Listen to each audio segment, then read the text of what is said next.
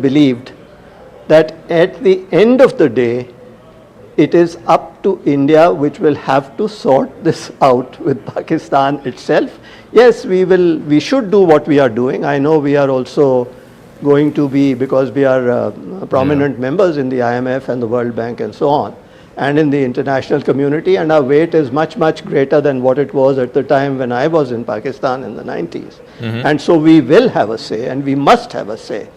But I may also add something which people may not have paid so much attention to, which is what I have long advocated, that actually at the end of the day, we have used our Brahmastra, which is keeping the Indus Waters Treaty in abeyance. This is something which I have been advocating in somewhat similar form over 2 decades plus. And I think that is what will ultimately make Pakistan, in the longer term, even the medium term, bend. They will have to do that, because otherwise that country can be destroyed. All right, and just one final word again on the international community and the IMF meeting, because the United States is the single biggest country which has most weightage at the IMF. They have 17%. Anything above 15% means that, you know, they have a veto power. Yes. And today you must have heard what the US Vice President J.D. Vance said. This is not our fight. We're not going to intervene. It's up to India and Pakistan to sort it out. Why do you think the US is taking a sort of hands-off approach? Well, frankly, I didn't see that statement, but what you say, you know, you can interpret it in many ways, which means that we are not going to intervene either against you. And in the past, pressures have been brought on India as well. So I'm not terribly unhappy, frankly. This is my personal view about it. And they have said this, but behind the scenes, it remains to be seen whether they can and they should. In fact, I think they must pressurize Pakistan, saying that, look, you do this and we'll stop assistance. Because if they do that, if the international community doesn't bail out Pakistan, they are in deep trouble, as I said earlier. And it's, as I said, it's not just USA. It's the Western world. It is the Middle East, because Middle East are major donors, Saudi Arabia and UAE as well. So everyone can play a role. And actually, the bottom line is, and this is what I attach great importance to, if you are really serious of ending terror, which is the world's biggest terror factory today? It is only Pakistan. Yeah. And if you were to turn the screws there and make them stop, the terror factory would be irreversibly damaged. And now here, if one is a little philosophical, in the long run that's going to help Pakistan also, because Pakistan is also hurting, because terror comes back to bite you itself if you breed it in your backyard. Correct. The snakes will bite you, quote unquote Hillary Clinton. All right. That's where I am coming from. Ambassador Satish Chandra, as always, a pleasure speaking with you, sir. Thank you so much for joining us here on CNN News 18 with your thoughts and your perspective. Thank you. All right. I want to move on to another piece of breaking news that's just coming through. We're given to understand that a former Lashkar-e-Taiba operative and in aid of the Lashkar-e-Taiba founder Hafiz Saeed has exposed the outfit. He says that many youths motivated by Hafiz Saeed's speeches and then joined the Lashkar-e-Taiba subsequently traveled to Afghanistan as well as to Kashmir in India. Approximately 500 individuals from across the country traveled to Afghanistan to undergo training at a camp named Maskar Taiba that's located in Kunar province. He says Hafiz Saeed is also responsible for the deaths of thousands of Pakistanis by sending them in a war of ashes to achieve the state's political goals. This is something that Noor Dari, that's the name of the individual. He's a former Lashkar operative. Tejinder has more details on this. Tejinder, read the tea leaves for us. What does this necessarily mean? See, Zaka, this Noor Dari right now is the executive director for ITCT, which is an international think tank that exposes Islamist terrorists. He says that his mother wanted him to become a doctor, but he like thousands of Pakistanis were motivated by the speeches given by the LET founder Hafiz Saeed.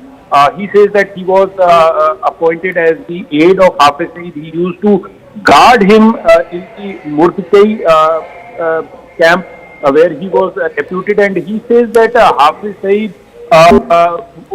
was traveling in a blue Toyota Wigo pickup Datsun. So Hafiz Saeed is responsible, as per Dahari, Hafiz Saeed is responsible for the death of thousands of Pakistani youth whom they motivate through his lectures. They join his terror outfit. They are sent to Afghanistan. They are sent to Kashmir, and they become cannon fodder for the so-called war which Hafiz Saeed and other terrorists are fighting. He says that there are millions of Pakistanis and who have been motivated by the speech of Hafiz Saeed, and they have joined the terror cult of LET.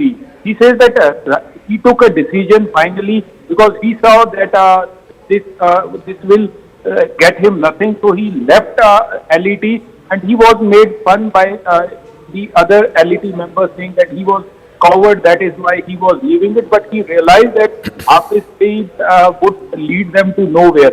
So finally he right now in UK, settled there, and is working with one of the international think tanks as an executive director. So this person has exposed Hafiz Saeed and how this terror factory is radicalizing the youth of Pakistan, the youth who could have taken a pen, who could have taken up stethoscope to become a doctor or an engineer, but Hafiz Saeed and his ilk is making these people the cannon fodder for their so-called jihad, training them in several terror training camps across Pakistan, in borders with Afghanistan, and then sending them to fight and get killed in Kashmir.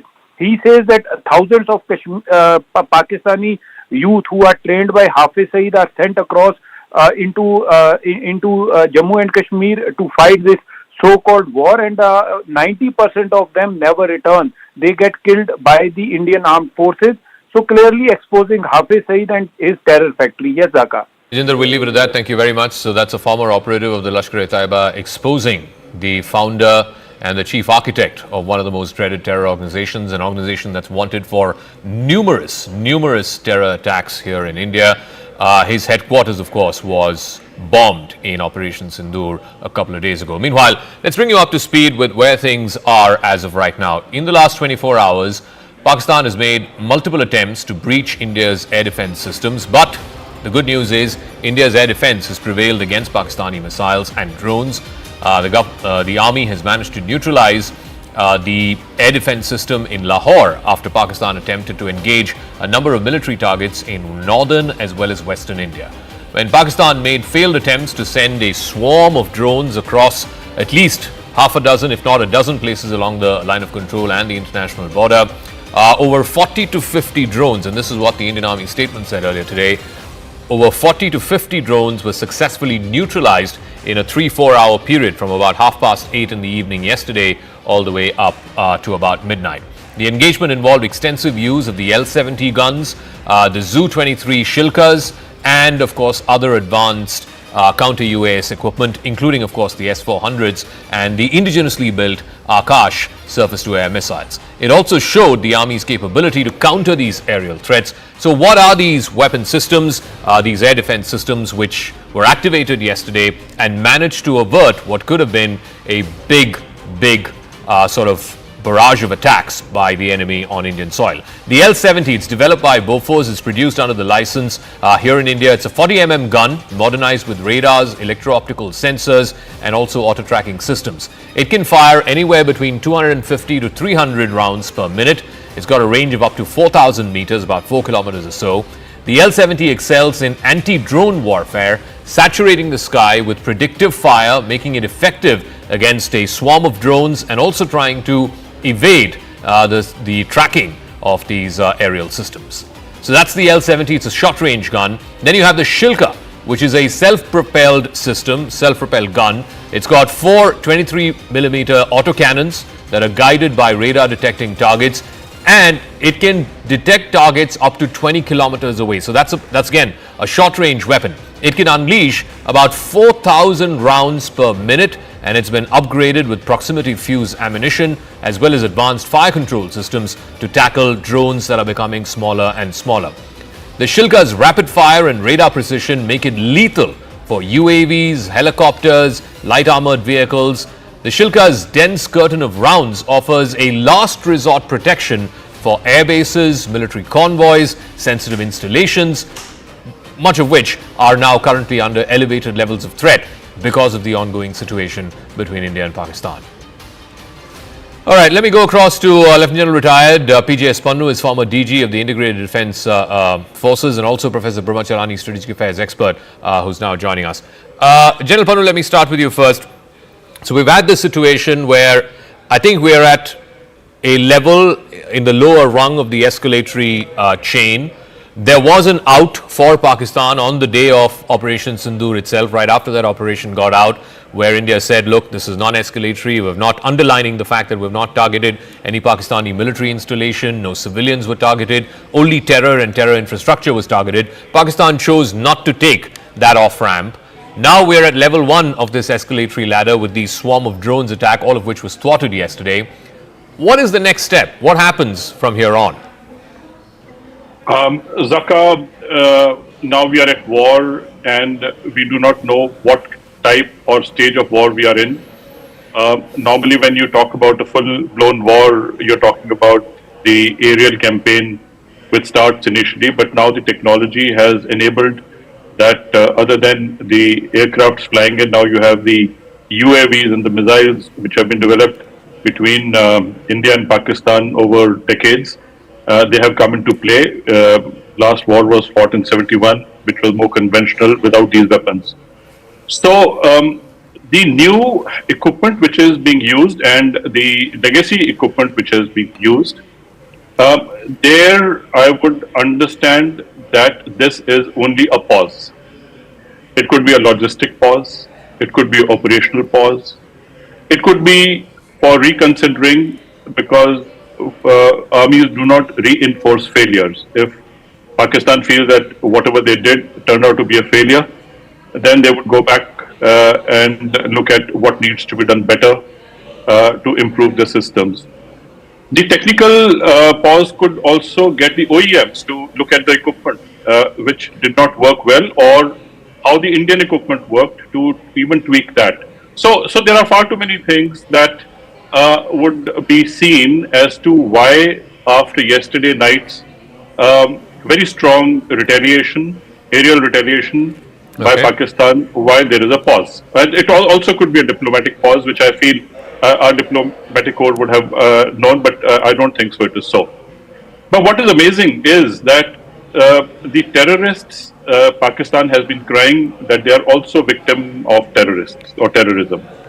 And it is the same terrorists who they have been saying that they are victim of the terrorists. They have been carrying the coffins. You know, the army has been carrying the coffins and crying over them.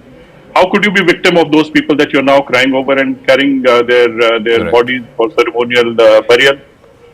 These are the same people who ambushed the Pakistani trains and hijacked them in Balochistan. These are the same terrorists who've been hitting at the cantonments.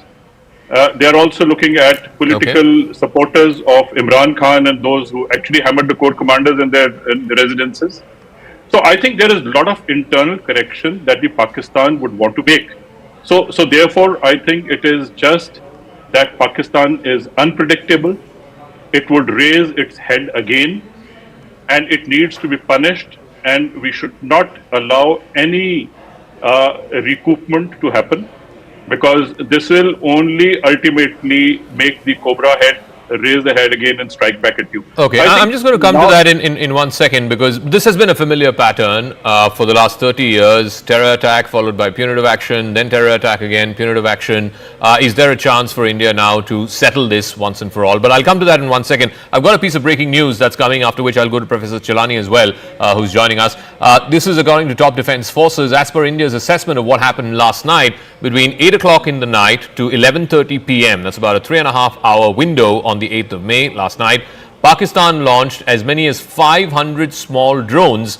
The target were 24 cities across North and West India, starting from the Jammu and Kashmir, through to Punjab, through Rajasthan, and of course the southernmost part of this window, which was Gujarat. So 24 cities in a 3.5-hour period. The army statement from this morning suggested it was 40 to 50 drones, but now top defense sources telling Arunima it could be 10 times as much. So Arunima, where is this assessment coming from, in as much as there were 500 drones? Because that's not a small number, that's a big number. And it's 25 cities as opposed to 15, which was the case the day before. What is the reading of, what was Pakistan trying to achieve? Was it escalation? Were they trying to test India's air defenses? What was the objective? And what happens now? This is what everybody is keen to know. What is the next step? Do we further climb this escalatory ladder, or is there an off-ramp somewhere here? So first, the data that has been put together, most of these drones were taken down and the debris were also recovered from the ground. So based on that, this assessment has been made by our defense officials, and they're saying that 24 cities were targeted all along Jammu and Kashmir, Punjab, Gujarat and Rajasthan, and 500 drones, many of which did not even have proper weapon. So was this just a surveillance drone? Were they're just checking India's air defense system? Was this just a probing technique to figure out how ready is India before Pakistan actually launches its attack? That's the line on which the Indian Defence Forces are currently viewing this data which has emerged. You saw the top level meeting that Raksha Mantri had with the 3 chiefs and also the CDS, post which I think the messaging we are hearing from South Block is that India is ready. If this was just Pakistan's way to test the waters yesterday, then they've seen how crucial India's air defense system is and how effective it is. And today, if they try their misadventure again, India is ready with whatever Pakistan wants to carry out its misadventure with. Okay, Arunima, we'll leave it at that. Let's try and game this out. I'll get a word in from Professor Chalani as well. So yesterday, as our colleague was saying, Professor Chalani, was Pakistan trying to test or suppress India's air defenses? Clearly, they got a bloody nose. Almost all of those attacks were thwarted. The next step, I would imagine, would be some kind of projectiles, missiles, short-range missiles, etc. And the step after that would be to scramble your jets. Are we now locked in this escalatory ladder? We are locked in a low-intensity military war. It's a war, undeclared war, but it's low-intensity military hostilities. The thing is this: India, as the stronger side, can escalate or de-escalate the situation to its advantage. In other words, India could control the escalation ladder. But India is saying that it's giving back in equal measure. In other words, it's responding to what Pakistan is doing. For example, the statement yesterday said that India responded in the same domain and in the same manner. That raises the question as to what India's objective is from the current military campaign. Because if we are responding in the same domain and in equal measure, then we could be giving control of the escalation ladder to the other side. Exactly. For example, we have positioned the Navy to carry out punitive strikes, but we haven't. We haven't employed our naval power, even though it's overwhelming in comparison to Pakistan's naval power. Are we waiting for Pakistan to first initiate naval hostilities before we respond? Again, I'm not sure, because I'm still not sure as to what our final objective is. I think General Panun is absolutely right that we need to punish Pakistan. We need to punish Pakistan in such a way that this ends Pakistan's reliance on proxy warfare. But then to impose deterrent costs on Pakistan, we should be willing to extend this low-intensity military campaign maybe until late autumn, maybe until winter, when weather conditions become more favorable for launching offensive ground operations to capture and hold enemy positions. So if Pakistan can sustain its low-intensity unconventional war for decades against India, the stronger India certainly can sustain a low-intensity military campaign until this winter. But I think So far, what we have seen is India's measured and calibrated reprisal strikes on military installations in Pakistan. All right. Let's see how this plays out. We'll game it further because we're expecting, for want of a better phrase, more action later tonight. But I'm going to take a quick break. When we come back, we'll still be in conversation with General Panu as well as Professor Chelani, and also get our reporters from different locations as well. It's going to be the same press conference in an hour's time at 5:30. The MEA Foreign Secretary is going to be there. You're also going to have the two young women lady officers from the Army and the Air Force who will be briefing the media about what's happened in the last 24 hours. Quick break. We'll see you right on the other side in a moment.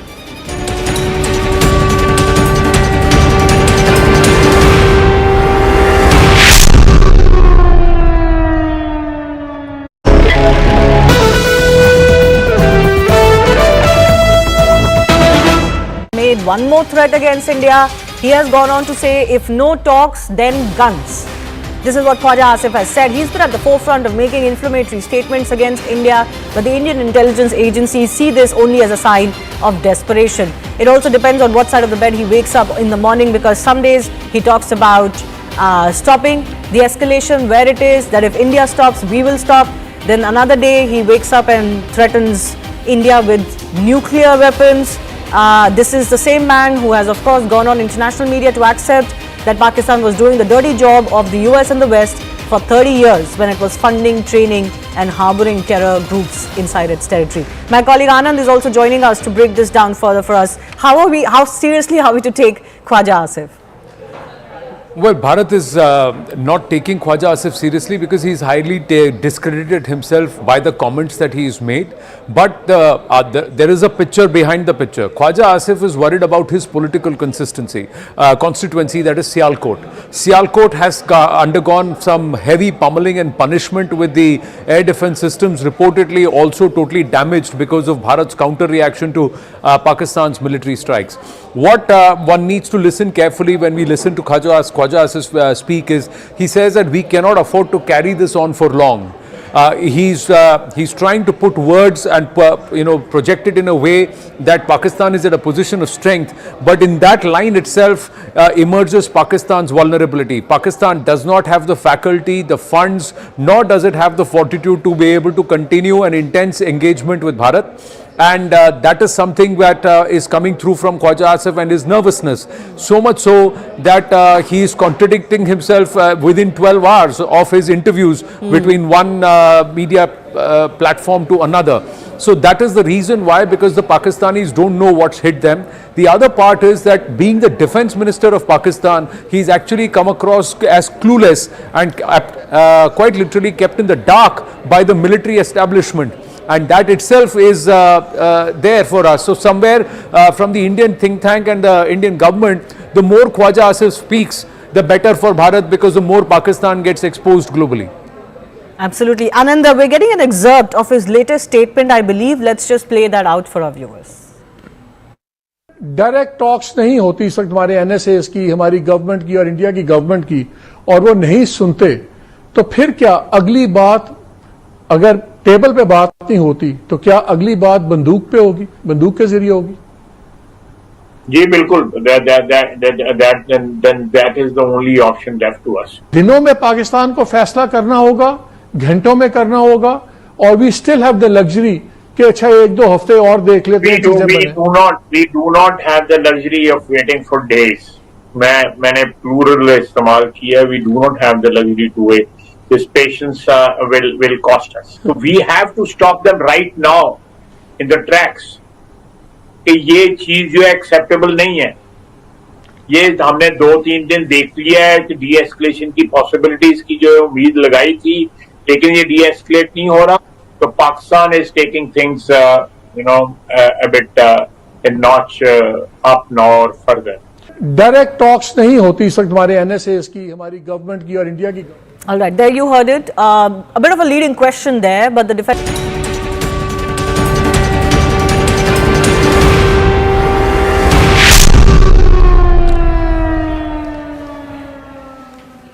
Welcome back to our continuing coverage of the heightened tensions between India and Pakistan. We are, without officially declaring so, for all practical purposes in a state of war.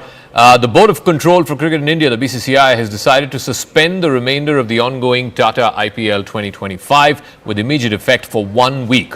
Further updates regarding the new schedule and the venues of the tournament will be announced in due course of time after a comprehensive assessment of the situation in consultation with relevant authorities and stakeholders. This was, of course, announced a short while back by Rajiv Shukla, who is part of the BCCI and someone who has been talking about this for a while. So they've decided to suspend the IPL for a week starting today.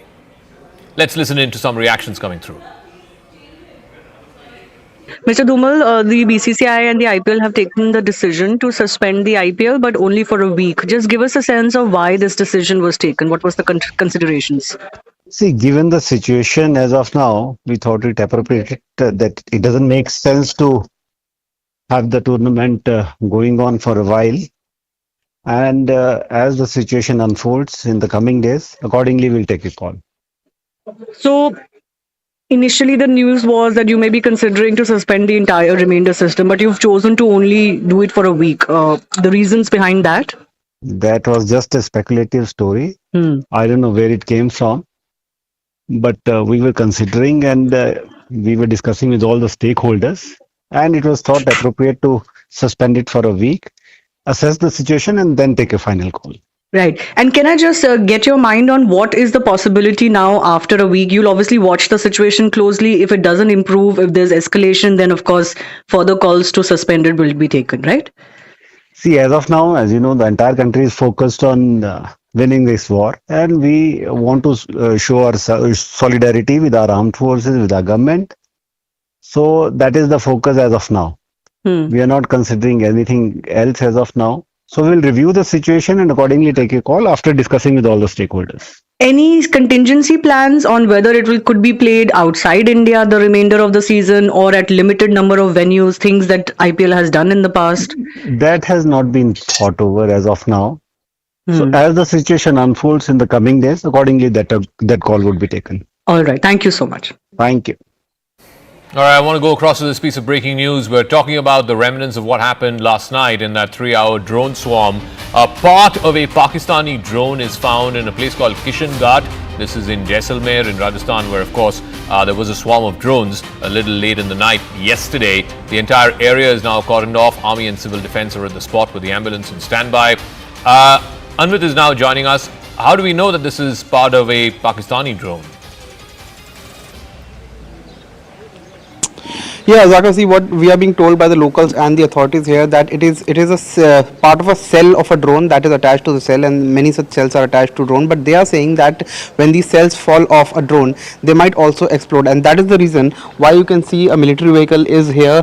They are here deputed here since last night. You can also see civil defense people there, and right now, as you can see on your screen, there are sacks of sands which have been used to cover that part of cell that has fallen, and you can right now see the army and civil defense officials. You know, they have surrounded it. Their attempts will be made to defuse it as well, what we are being told, but some confirmations and some permissions are awaited from the senior authorities, following which the diffusion it will be carried out. And civil defense people have been here since last night, and so have been the military personnel. They're keeping an eye. The entire area, because it's a residential area, it has entirely been cordoned off, and it is a residential area. You can see houses are there, and these houses have been vacated because it is being said that the cell that has fallen, if it explodes, it may cover an area of at least 40 to 50 meters. So all the houses in the proximity have been cleared. Ambulance is also on standby, and all the precautions are being taken that are required so that no injury happens when the cell explodes or if any mishap takes place. So all the precautions are being taken, and what we are being told that some permissions are required, and after that the diffusion will be carried out. We'll see how the story plays out. So the police there, preliminary inquiry into the parts of the drone or the debris of the drone indicate that it was actually a Pakistani drone. Well, it bolsters India's case to prove that what happened last night between 8 o'clock and 11:30 was a swarm of Pakistani drones that was sent to violate Indian airspace and attack India. All right, I'm going to take a quick break, but news and updates continue right on the other side. Now, there's been a lot of, fake news and disinformation and misinformation, especially last night in the aftermath of that drone swarm. All kinds of news were floating around in the internet, particularly on social media platforms like Twitter. We've been busting that. We'll talk a little bit more about that on the other side of this quick break.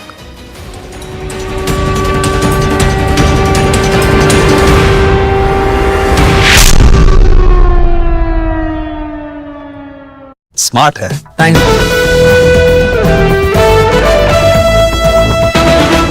Made one more threat against India. He has gone on to say, if no talks, then guns. This is what Khwaja Asif has said. He's been at the forefront of making inflammatory statements against India, but the Indian intelligence agencies see this only as a sign of desperation. It also depends on what side of the bed he wakes up in the morning, because some days he talks about stopping the escalation where it is, that if India stops, we will stop. Then another day he wakes up and threatens India with nuclear weapons.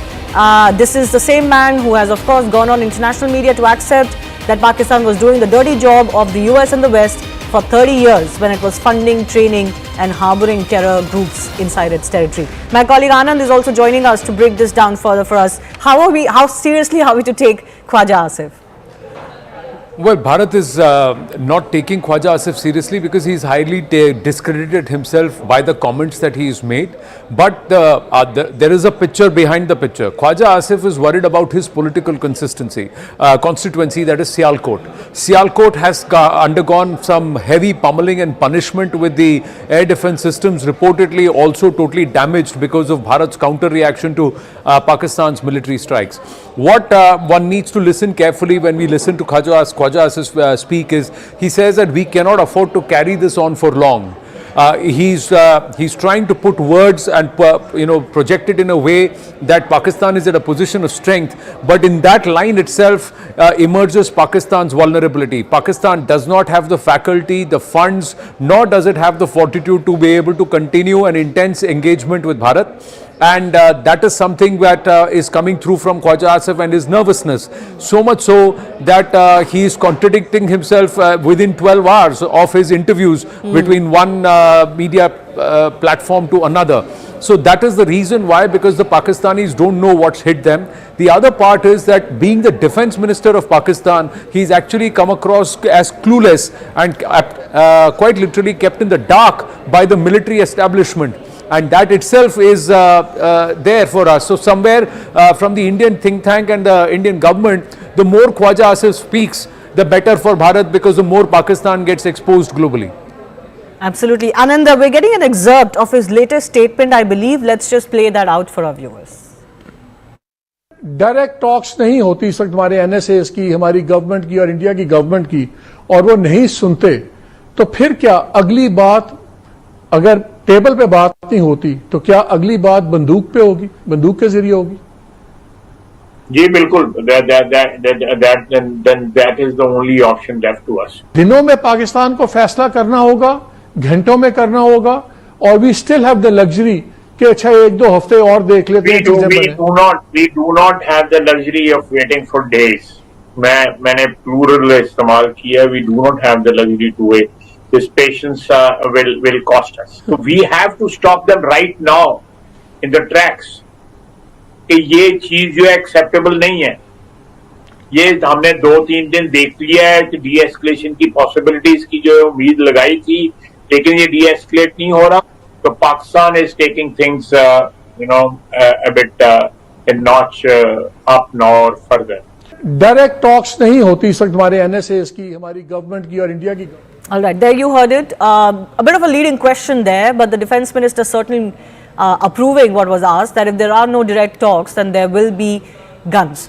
In other ways, he's saying that Pakistan will lose its patience and escalate further, because he's painting it out to be that India is not de-escalating, but India has given them a route off this escalation ladder at every step. Thrice now. After the Pahalgam attack, India conducted very surgical strikes on terror camps, but Pakistan retaliated. Then we hit back only in retaliation, in proportion, but they tried their misadventure again last night. Air Marshal B.K. Pandey and Brigadier Vinod Datta. Both continue to be with us. Thank you for your patience, gentlemen. Brigadier Vinod Datta, how do you see this bravado from the Pakistani establishment? I mean, they've not won a single war with India. They possibly cannot sustain themselves in a conventional war with India even today, but the bravado is endless. Yeah, I agree with you because this kind of pseudo confidence which they have, the kind of trust they have on false claims, the kind of destiny they have with having tall claims like even 65 and 71 war, 65.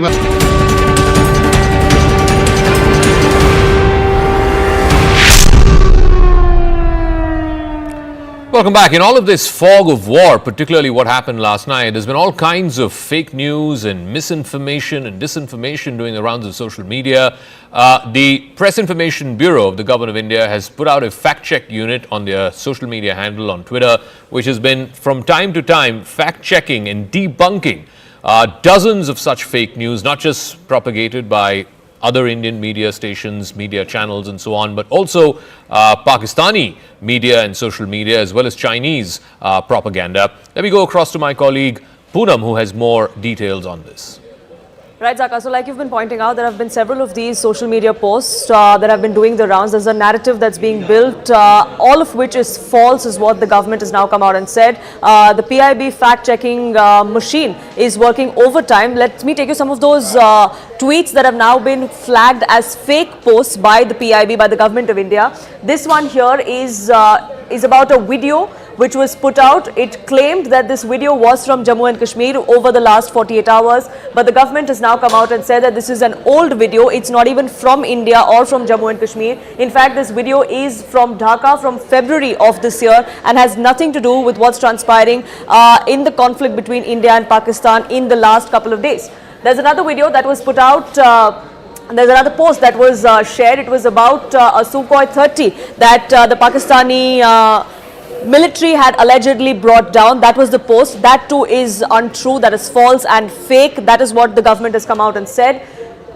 The Sukhoi 30 MKI of the Air Force crashed in 2014. That was the picture that was used in this particular post to claim that it was brought down by Pakistan. Again, a false claim that has been countered by India. Another tweet that we're talking about is a video that was doing the rounds.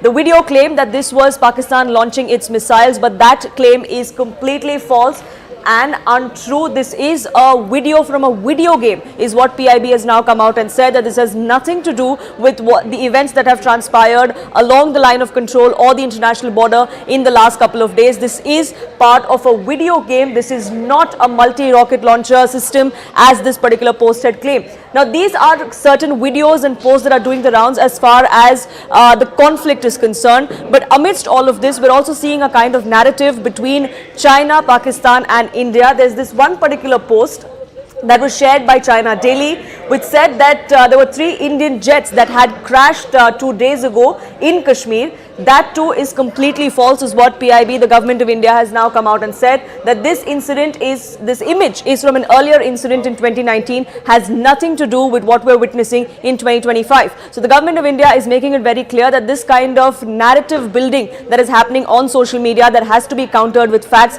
which is exactly what they're doing and which is what we're putting out for you here on CNN News 18 as well. It is time for a quick break though, but our coverage will continue.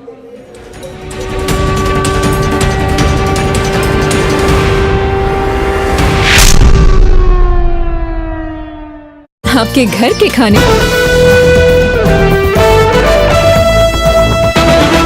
made one more threat against India. He has gone on to say, if no talks, then guns. This is what Khwaja Asif has said. He's been at the forefront of making inflammatory statements against India, but the Indian intelligence agencies see this only as a sign of desperation. It also depends on what side of the bed he wakes up in the morning, because some days he talks about stopping the escalation where it is, that if India stops, we will stop. Then another day he wakes up and threatens India with nuclear weapons. This is the same man who has, of course, gone on international media to accept that Pakistan was doing the dirty job of the US and the West for 30 years when it was funding, training and harboring terror groups inside its territory. My colleague Anand is also joining us to break this down further for us. How seriously are we to take Khwaja Asif? Well, Bharat is not taking Khwaja Asif seriously because he's highly discredited himself by the comments that he's made. But there is a picture behind the picture. Khwaja Asif is worried about his political consistency, constituency, that is Sialkot. Sialkot has undergone some heavy pummeling and punishment with the air defense systems, reportedly also totally damaged because of Bharat's counter reaction to Pakistan's military strikes. What one needs to listen carefully when we listen to Khwaja Asif speak is, he says that we cannot afford to carry this on for long. He's trying to put words and project it in a way that Pakistan is at a position of strength, but in that line itself emerges Pakistan's vulnerability. Pakistan does not have the faculty, the funds, nor does it have the fortitude to be able to continue an intense engagement with Bharat. And that is something that is coming through from Khwaja Asif and his nervousness. So much so that he is contradicting himself within 12 hours of his interviews between one media platform to another. So that is the reason why, because the Pakistanis don't know what's hit them. The other part is that being the defense minister of Pakistan, he's actually come across as clueless and quite literally kept in the dark by the military establishment. And that itself is there for us. So somewhere from the Indian think tank and the Indian government, the more Khwaja Asif speaks, the better for Bharat, because the more Pakistan gets exposed globally. Absolutely. Ananda, we're getting an excerpt of his latest statement, I believe. Let's just play that out for our viewers.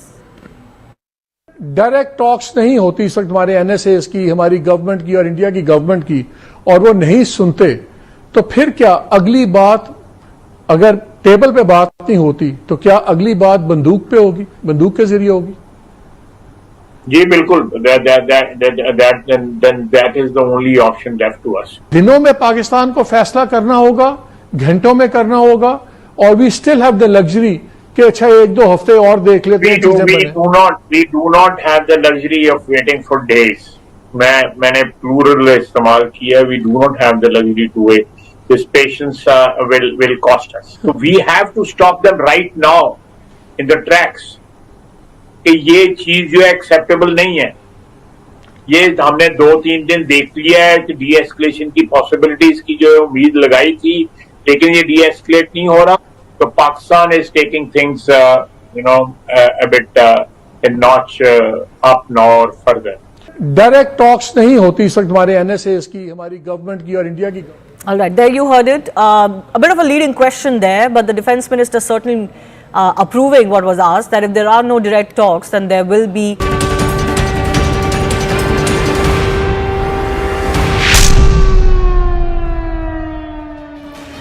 All right, as we count down to the press conference by the Ministry of External Affairs, the Foreign Secretary, and the two young women officers from the Indian Army and the Indian Air Force, which happens at 5:30 every evening. We're counting down to that. This is what has happened over the last 24 hours. Last night, between 8 p.m. and 11:30 p.m., there was a swarm of drones across 24 cities, largely in northern India and western India, all the way from Jammu and Srinagar up in the north, up to Kutch in Gujarat. That was targeted in a swarm of drones that were sent over from the other side. The official Indian Army statement says, and this was released this morning, I guess we'll get an update in half an hour's time when the Foreign Secretary briefs the media. The official Indian Army statement says it was anywhere between 45 and 50 drones, but turns out that it could be much, much more than that. What the exact figure is, like I said, we're awaiting that press conference at 5:30. Almost all of it was thwarted by the air defense system that India has built, both indigenous as well as the imported one, the S-400, as well as the L-70s. We'll try and explain all of that to our viewers and more. My colleagues Anand Narasimhan and Rahul Shivshankar are here. But you want to do some, geeky boy toy stuff. No, it's not the boy toy stuff, but it's what stopped these 500 drones. On an average, about 35 to 40 drones per location. There were 15 locations targeted, about 500 plus drones that have been pressed by the Pakistani military. So about 35 to 40 drones have been stopped. So look at it. The L-70 anti-aircraft gun was pressed into service, developed by Bofors, now produced in India. This is a 40mm gun modernized with radar, electro-optical sensors, and also auto-tracking systems. It can fire 240 to 330 rounds per minute with a range of up to 4,000 meters. The L-70 excels in anti-drone warfare, and it also has the ability to try and saturate the object in the sky with predictive fire. So also it makes it very effective against swarm attacks. So this is called a mini swarm because the swarms can extend anywhere from 20 drones to about 200 drones at a stretch can be sent. So that is a possibility, but 35 to 40 is a swarm of drones. Then you have the Shilka. So this Shilka is a self-propelled system with about 4 23 mm auto cannons. Now these are guided by radar in detecting targets up to 20 kilometers away, and it can unleash about 4,000 rounds per minute and has been upgraded with the proximity fuse ammunition and advanced fire control systems to tackle small drones also. And the Shilka's rapid fire and radar precision make it lethal for unmanned aerial vehicles, helicopters and also LAVs. And they can also try and that is light armored vehicles. Now last resort is for protection of sensitive targets. That's where Shilka comes into place. Then we have the scaling up, that is the S-400s and the MRAMs and all of that come into place. So these have all put together. The biggest aspect, Rahul, is that there is an integrated air defense system where there are resources with the army and also with the Air Force that have worked in coordination. Otherwise, to tackle 500 drones across 15 locations, in the recent past, we never thought we could do it. Today, we are at a position where we have shown we can do it. So why is that the case? The case is because you have a leadership that has a vision, and that vision was backed by a certain degree of resource commitment and foresight. So there was strategic foresight, resource commitment, and you have to actually commend the NDA under Prime Minister Narendra Modi for having both the strategic foresight and of course the vision to and the resource to the commitment. You're really talking to about resource. PM Modi, and there's news around Prime Minister Narendra Modi. He's in the thick of all the action. He's not a person. He's not a Prime Minister who's certainly gayab any long. Nobody can ever say that. He's spoken with the Punjab Chief Minister and also the Rajasthan Chief Minister Bhajan Lal about the current situation, preparedness, and also planning amidst the tense situation at the borders. Let's try and go across to Arun Dhanta joining us with more details. Yes, Arun. That's right, Anand. Prime Minister Modi is very closely monitoring the situation in the last 2-3 days, and in that regard, he has spoken, as per our sources, to the chief ministers of Rajasthan, Gujarat, Punjab, and Jammu and Kashmir. That's what our sources are telling us at this point, and he in fact took stock of the preparedness of these border states and the planning of the state government, and also, of course, about the current situation. And also, Prime Minister Modi took the stock of the adequate steps which the state governments are taking to ensure the safety and security of the citizens, especially the sensitive border areas in these states. Well, thank you for that update, Arun. Viewers, it's about 29 minutes. In about 29 minutes, that press conference will get underway. My question to my colleagues here, Rahul and Zaka, is a lot of viewers are wondering this. People are wondering what's happening. How far, how much is this going to scale up? I just want to quickly finish I just want to finish that point I was making about how we actually managed to thwart. And the technology, the basket of technology, the entire package was put together in the last, I'm not saying that every element of it, but certainly there was a lot of indigenous manufacturing that has gone on. The Akash has become pretty much indigenous. It's the backbone of this air defense system. You have the S-400s that were purchased. There were a lot of people who were actually very skeptical about this particular platform. Many people opposed it. There was a lot of pressure from America on the Prime Minister. He sort of stood his ground there. Of course, the army, the forces have to be complemented. They are the front line. They are the ones who execute. But the vision, the strategic vision, the foresight, the resource commitment, all, of course, goes back to the executive, the person in power. He's created, actually, this entire Iron Dome out of nothing. And one has to actually come to the table and say, look, yes, I think Narendra Modi built up to this point. Perhaps, therefore, we can do the things we are doing today. We've also visibly attacked in Pakistan. Now, to answer your question, visibly attacked inside Pakistan, but stuck right now. We don't know what's going to be told to us at 5:30, but certainly on the evidence of the pictures that we have seen, we have struck terror targets and basically shaken up the entire terror infrastructure and the ecosystem in Pakistan. We've so also much shocked the Pakistan army. We've shocked the army. They never thought that we're going to do this, and we've shown that we can, and we'll do it better than them. We built up this, to use this phrase that we are always using, ramp. We've actually ramped up our ability to strike cross-border, and we've done so. Now, I don't believe, look, there are a lot of people who are talking about de-escalation, dialogue. I don't believe that is the way forward. You have a bit of a strategic advantage right now. If you have to impose deterrence, it's not going to be through de-escalation and dialogue. It'll be seen as weakness. There's an interesting thesis, and Professor Chalani, who we're all familiar with, who was on the show last hour, he had an interesting thesis to this. So a lot of people are saying there's this strategic window that India has where you go in and you impose costs so that it can, act as a deterrent for a period of time. It'll discourage the Pakistani state, the Pakistani military from using these proxies. So he believes that there is this window. The only problem is that, look, India, every step of the way, including on the the morning after Operation Sindoor, also yesterday, if you heard the Foreign Secretary's words, India has been very, very clear. India is not the one who's climbing the escalation ladder. India is taking responsive measures because Pakistan is choosing to escalate. Now, two things are happening here. One, the ability or the person who then exits the escalation ladder is not India.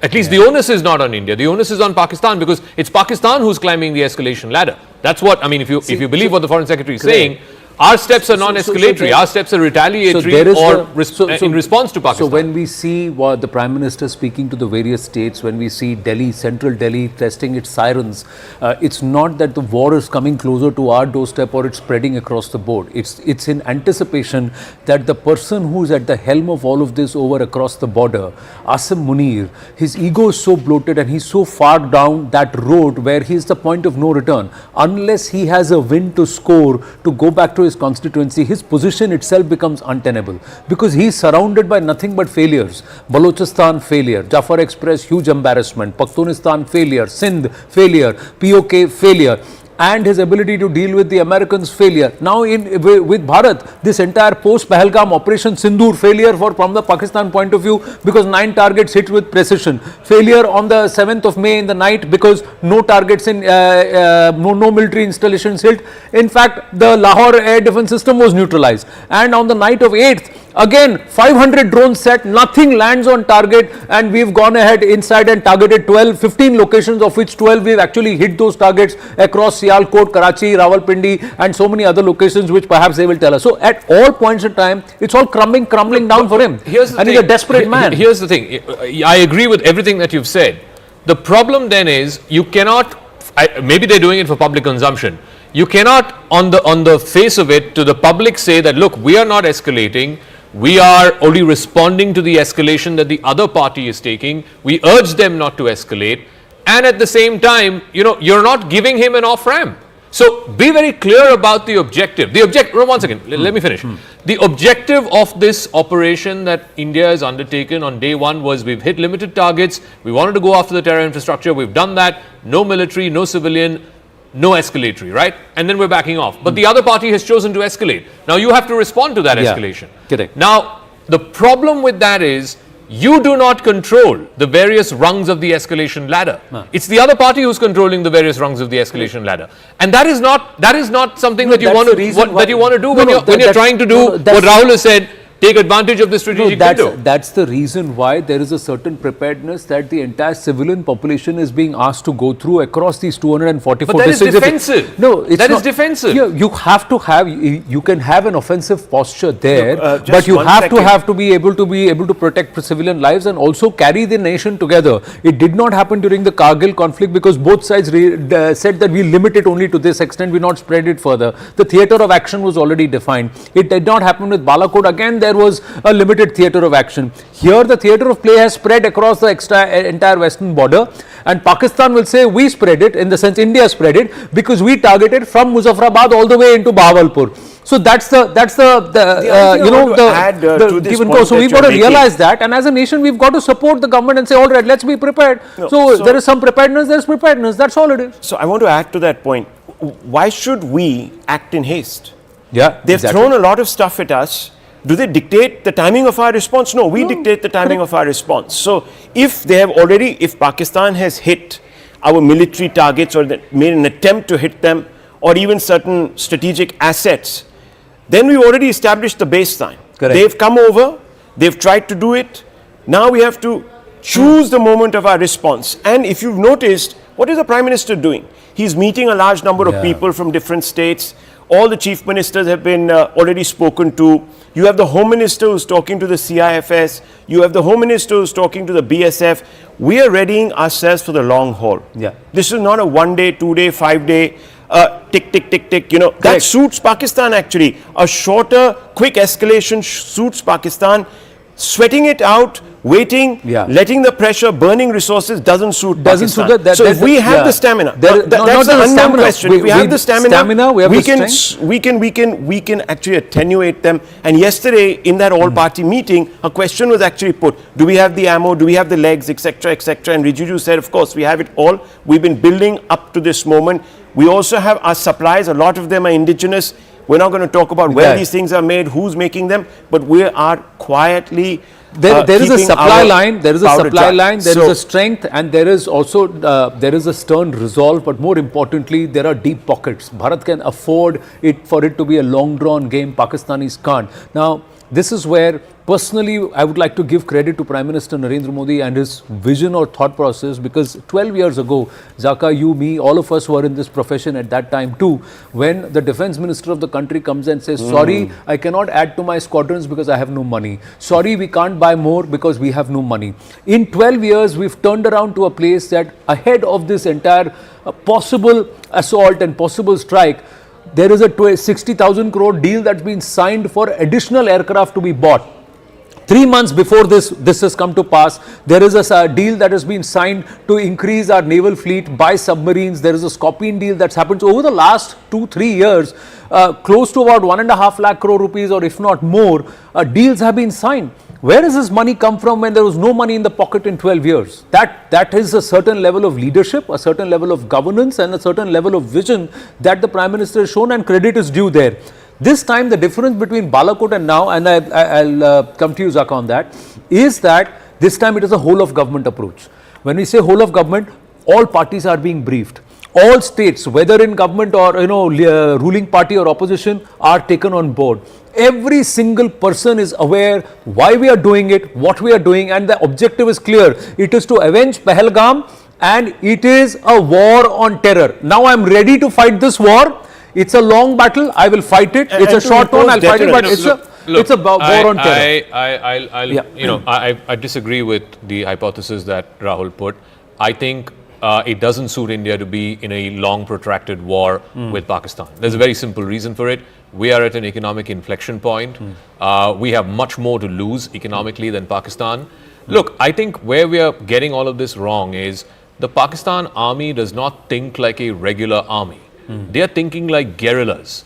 And what guerrillas need to do is to try 10 different times, but they need to be successful just once. And that's what they did with Pahalgam. Now that India has responded, Munir needs to show something back to the Pakistani people that, look, I've also got a win. Now, what that win is, what that off-ramp is, I don't know, because none presents itself now. There was one on the day after, the day that the operation concluded, there was an off-ramp. He chose not to take it. But anyway, I'm not going into that. I'm making the very simple point that I don't think it is in India's interest to have a 6-month war. Because in 6 months, what are foreign investors going to do? Already today, the markets have shut 1% down, right? One second, let me just finish. My point is, the economic stakes for India are much, much higher than it is for Pakistan. Pakistan today is going with a begging bowl to the IMF. They don't have money.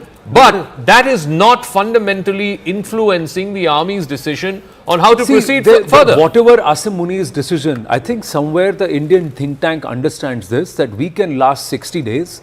They can't even last 6 days. So who's in a better position? Nobody wants a 6 months war here, or nobody wants an escalation or a long. But if that's how it is going to turn out, and if if that happens, that it's a little long drawn out, we are ready for a long drawn out confrontation. But the Pakistanis can't afford more than 4 days. They can't afford. So there is no question there of it becoming a 6 month thing. Maybe I should be allowed to rebut. Yeah, please. The point is, the time is our strength. the costs that we are incurring. Yeah. Look, this is not a full-scale war, first of all. Yeah. We haven't even begun. Okay, we haven't even begun. That was a large number of generals, etc., who we've been bringing on to our panels were saying that we haven't even begun. We haven't even expended 1%, 0.1% of what we have. Yeah. So it's not costing us in that sense. What I'm trying to say is that we pick our moments. We pick 2 weeks down the line. We pick another 3 weeks down the line. That's already a month and a half. Yeah. We do something here, we do something there. These guys have to be in a state of maximum alert. Yeah. They have to be deployed. When I say these people, I'm talking about the Pakistanis. They have to be deployed. They have to be, they're also being bled internally, as you know, and you made those references. They have no money.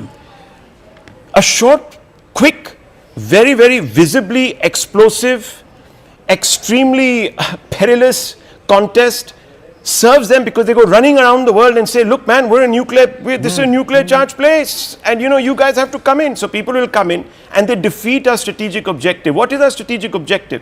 Is to impose deterrence. We will not be able to impose deterrence if we don't go up significantly on that particular ladder over a period of time. It could also be kinetic. It could also be kinetic, it could be non-kinetic. Time is our strength. It could be 6 months down the line. We could suddenly strike them 6 months down the line. It's not a 6 month. What is the objective? The objective is to impose deterrence costs on sustained costs. Sustained costs on Pakistan. That's the fundamental. It's not a continuous fight. And the other thing is, it's not a war against Pakistan state. It's not a war against Pakistan people. It's a war against Pak emanating terror. So every time now Pakistan realizes, the Pak military establishment realizes, if there is another terror attack, then the intensity of Bharat's response is not going to be. And are we not losing people every day? We lose. We have to be. The intensity will go up. Now, if there is a terror attack 30 days from now, then the punitive punishment will be on the 31st or the 32nd day. Hey, hang on. Through this, constant sort of niggling strategy that Pakistan relies upon, we're spending a lot of money. We have to have troops around the LOC constantly. We have to have vigilance. We have to have a lot of resource backing, deployment, constant. You saw what happened with China. We were in a long, continuous. The Chinese engagement is more a stare down. It's a stare down. It's not a direct engagement. You had to deploy. That was costing you money every day, and it was in a remote area. So, look, let's add that factor that despite having to deploy heavily, immensely along the LAC and to occupy those peaks over 2.5 years, there is a certain deterrence and there is a certain ability that's been built, and that's again further credit to the leadership and Prime Minister Modi. But in this case, what I'm trying, my limited point is, Bharat will escalate the rate and the intensity and go further in and become far more punitive if there is a terror strike. We had the update that a lot of the LOC shelling, lot of the cross-border shelling at the IB in Jammu Kashmir region was to try and push infiltrators to try and do something as a proxy on Indian soil.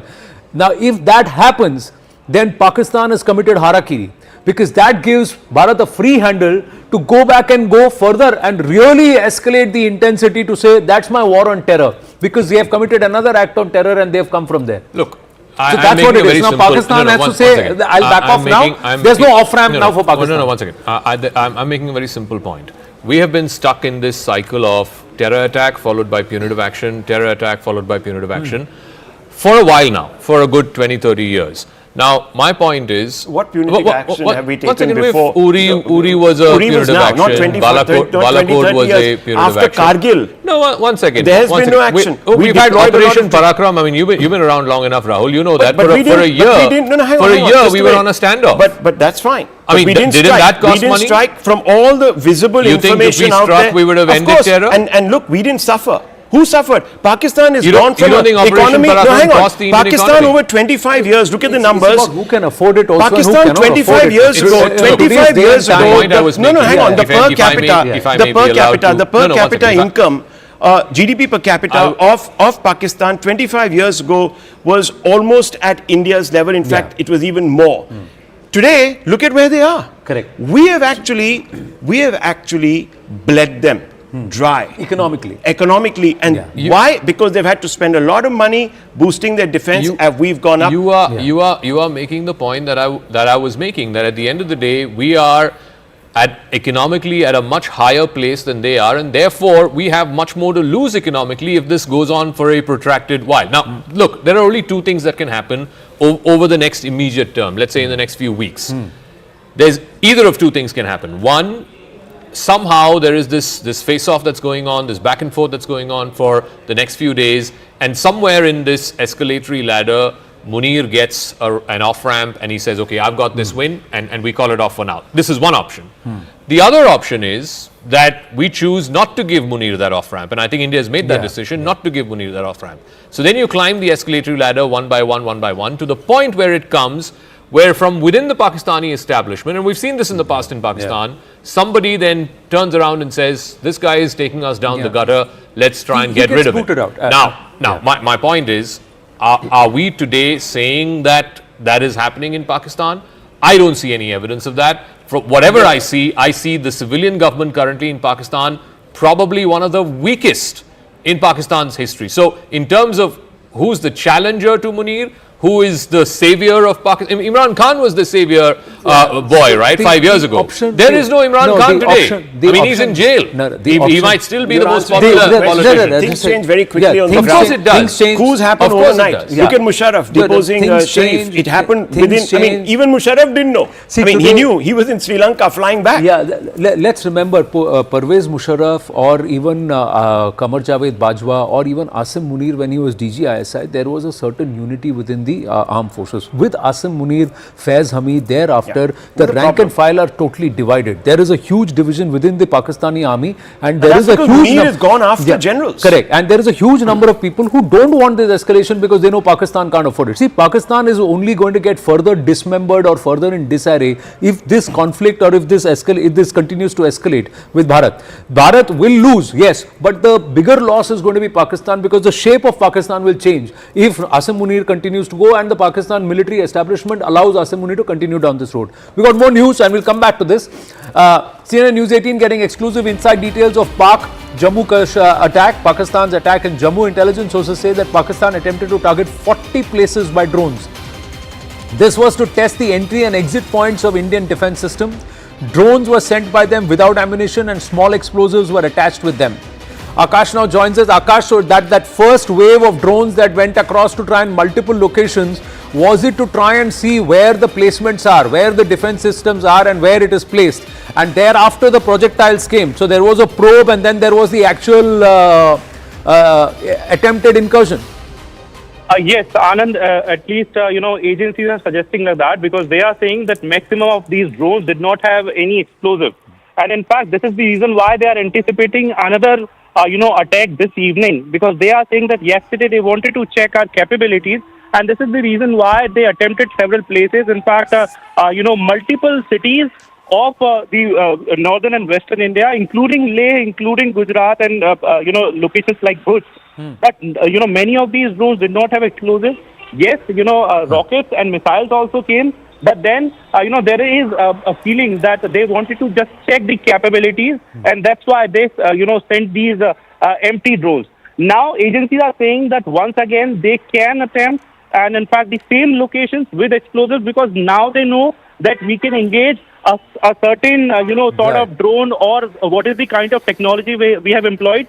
But then there is a surprise element as well, and agencies say that they have not yet revealed as to what they employed to engage these threats. Right. So what Akash is trying to say is that the first set of drones that came did not have too much of munition, but the drones were sent across locations just to see where the defense systems were coming. After which the Chinese guided missiles and some of those loitering munitions were sent across. But there was another backup, or there was the next level that was ready to even intercept those. And that's what perhaps took the Pakistanis by surprise. So you send a probe just to see kaun kahan pe hai, and then you send the next to see if that can be done. So that was what was attempted. That is some satellite, that footage. Those are visuals of drone being shot down. Around 500 drones were launched towards Indian positions by Pakistan Army last night, which was sighted at 24 locations from Siachen base camp in Ladakh to the Kutch area in Gujarat. Around 50 of these drones were destroyed by the air defense guns, while 20 were brought down through soft kills. Most of the drones were unarmed. Now, this is surprising. They were cheap drones. They were unarmed. They didn't have any explosives. So the intent was not necessarily to inflict damage. The intent was to see where they are placed. Where they are placed, and suppression of enemy air defense systems, SEADs. That's the military term for it. That's what Wing Commander Augustin Vinod yesterday said. It's SEADs, and then there is DEADS, which is the destruction of the enemy air defense system. I think yesterday was a probing mission. So again, I keep going back to this. So yesterday was the first step in the escalatory ladder. They've sent this swarm of drones all the way from Jammu and Srinagar all the way down to Kutch, all across the Western Front. The next step would be sending drones that have explosives with the intention of causing damage, right? So then you climb. The next step after that would be projectiles and short-range missiles. And the third step after that would be scrambling your jets. So my point is, we're now locked in this escalatory ladder. Only two things can get us off that escalatory ladder. Either Pakistan and General Munir gets a face saver and exits, or India decides that it's not Pakistan who gets to decide how to escalate and when to escalate and which step to escalate. India then turns the tables on Pakistan and decides that we are the ones who are going to escalate. I don't see that happening I think that flip is one misadventure by the Pakistanis away. The flip or change in position from Bharat is one misadventure by the Pakistanis away. That's one. The other thing is, from Bharat's point of view, it's not a war against the Pakistani military. It's a war against terror. Now, as long as that terror exists and Pakistan doesn't back off from that and actually uses the entire might of the state to back those jihadis, this war is on. It's not ending anytime soon. Islamabad update: Saudi Minister for State for Foreign Affairs Adel Zubair has arrived in Pakistan on an official visit. He is expected to hold discussions on the ongoing tensions between Pakistan and India, and during his visit the Saudi Minister of State will meet with Pakistan's top leadership. Adel Zubair arrived in Pakistan after completing his visit to India. So the Iranians go to Pakistan and then come to India. The Saudis come to India and then go to Pakistan. What's going on there? Look, I think the Saudis are playing a very important role. Clearly, yesterday he met with External Affairs Minister Dr. Jaishankar. I believe he's also met with the leadership. Definitely, there is a message that has gone from the top leadership here in India through him to the top leadership in Pakistan. The other problem, and Rahul, you can weigh in on this, is that we're not talking. We're certainly not talking at the levels of the NSAs. We're not talking directly at the levels of the foreign ministers. We're certainly not talking at the levels of the two prime ministers. If the intention is to de-escalate by either party, then we should be engaging with the other side, because the point of mediation, point of mediation, like for example what Vance said, I think it's the first time that the Americans, I've been covering foreign affairs for a very long time, ultimately what brought Kargil war to an end? It was Bill Clinton who intervened and said, okay, let's back off from the brink. What stopped India from going full throttle after 26/11, other than the political leadership sort of vacillating? There was also conversations that the Americans had with the political leadership at that time. Even in 2019, when Balakot happened, it's been documented in Mike Pompeo's book. He had multiple conversations with Sushma Swaraj, and it sort of pulled both sides back from the brink, which, by the way, was also the Trump administration. This time around, and I'm quite surprised by what Vice President Vance said and what President Trump said earlier, that look, it's not our problem, it's up to Pakistan and India to figure it out. You could read it in two ways. One, we don't care, it's their war, they've been fighting for thousands of years, let them figure it out. Or the second is that if India chooses to escalate further, maybe the Americans will look the other way. So it depends on how you want to read it. Well, see, the onus now, I think the person who's got to pick up the phone is Shahbaz Sharif. There's nobody else, or it is Asim Munir. So in this case, Asim Munir's position is untenable as far as Pakistanis are concerned. Any more terrorists and jihadis operating out of Pakistan is untenable as far as Bharat is concerned. So this is where the current situation is. Actually, Anand, I slightly differ with you on this one point. Look, if you have to enforce deterrence, you have to go after the mindset. These terrorists that we're eliminating are expendables. They read out of a book, a playbook. That playbook is presented by people who are in the deep state of Pakistan, the ISI, the army. Till you don't impose costs on the army, they'll just find a new set of actors, they'll build a new mosque or a new camp, and they'll send these people across. So if you don't go to the root of the problem, you're going to be constantly shellacked. You're going to be constantly harried. You're going to be constantly bled. So I think if you have to impose deterrence, remember what the Prime Minister says, unimaginable punishment. Okay? On whom? Not just the terrorists, but their backers. He didn't name anybody. He didn't name the state of Pakistan. But look at what's happening. Over a period of the last 24 hours, several of our diplomats are not just talking to other diplomats. They are for the first time, and I haven't seen this in a while, okay, going into studios of Western media. And what are they saying? They are linking Pakistan's state to terror. Yeah, they're hyphenating Pakistan so with they're terror. hyphenating it to the state to terror. They're saying that this country as a whole supports, exports, and worse, nurtures terror. And they have taken several examples. Now, why are they doing this? Because they're creating the rationale for the actions that we are taking.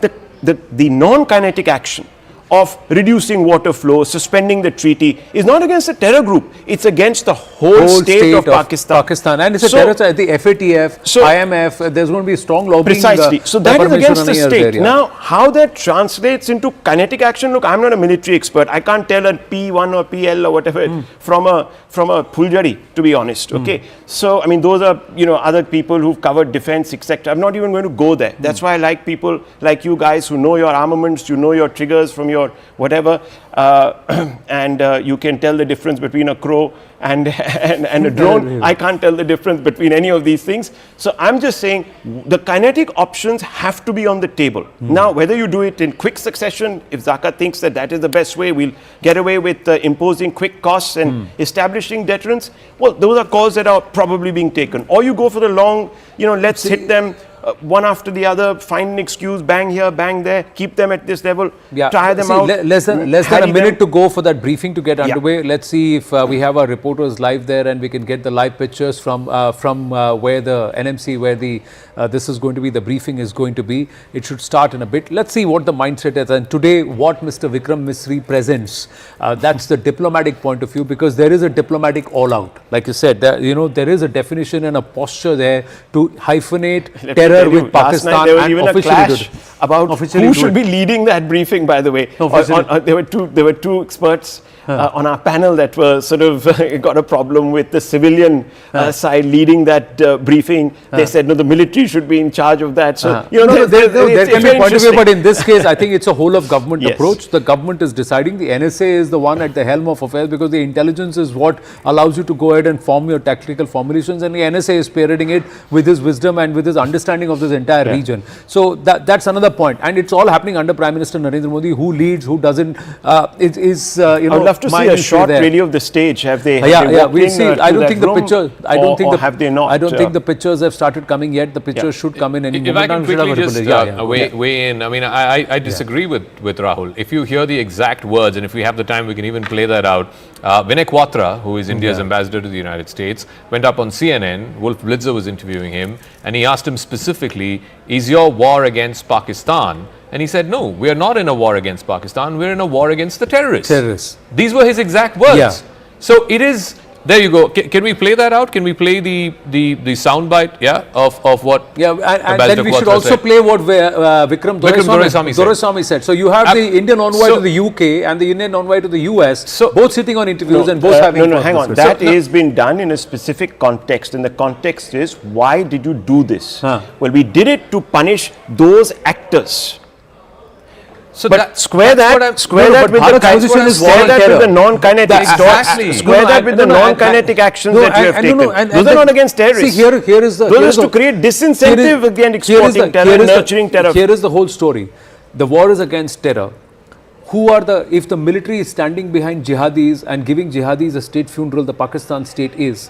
So then, who's the state? Doesn't Pakistan become a state backer? So that is what the Prime Minister said. They're backers. No, one second. Can you explain to me? And this was incredible. I was here at 2 in the morning, and the first thing that I saw was that statement by the ADG PI of the Indian Army. And when that sentence, I read that sentence, it popped out for me. It said, the target of Operation Sindoor was not military installations. Yeah. Why would the army say the target is not military installations? It's either a signaling to the Pakistani army that, look, Yeah. we're not hitting Correct. you, or you're making that distinction. That statement made the distinction. No, that look, the military installations are something else, the But terrorists Zaka- are something else. But Zaka, They've made things, that distinction. no, things evolved from I'm not Zaka- justifying that. No, I'm just just saying- here- I'm not disagreeing that there is an overlap. Of course there is an overlap. Let us at no point forget that Operation Sindoor was retribution for the Pahalgam massacre. Absolutely. So the germination of Operation Sindoor is from Absolutely. an act of Pak-backed terror, Yes. a terror that emanates from Pakistan. What changes the language of the diplomats is the pictures that speak 1,000 words. The pictures came on the 8th of May. The pictures of Hafiz Abdul Rauf leading the funeral prayer, the jihadis getting the pictures there, the jihadis getting a state funeral, and military officers standing in uniform behind that lot. That's the picture the diplomats have shown, and say now the position changes because Pakistan as state has decided that they will back jihadis, they will back terror groups and terror tanzeems. Been. Why are they They've attacking always us? been. Why are they attacking us? Yeah. I'm not. Why are they We picking attack the terrorists terror infrastructure, innocent and the civilians? Pakistan military is attacking our military installations. So they are the ones who are saying we are backing jihadis and jihadis are our It is the soldiers. government of India that has made that distinction, and it is there in pen and But why? paper. Because It we is wanted there to in give him an blank. off-ramp. We said that, listen, Okay. have the sense, take the off-ramp, my dear man. But they don't didn't. let your ego blow Dhoni you. didn't. Okay, they're all there. Vikram Misri is there, Colonel Sophia Qureshi is there, and so is Wing Commander Vyomika Singh. The briefing is just about to get underway.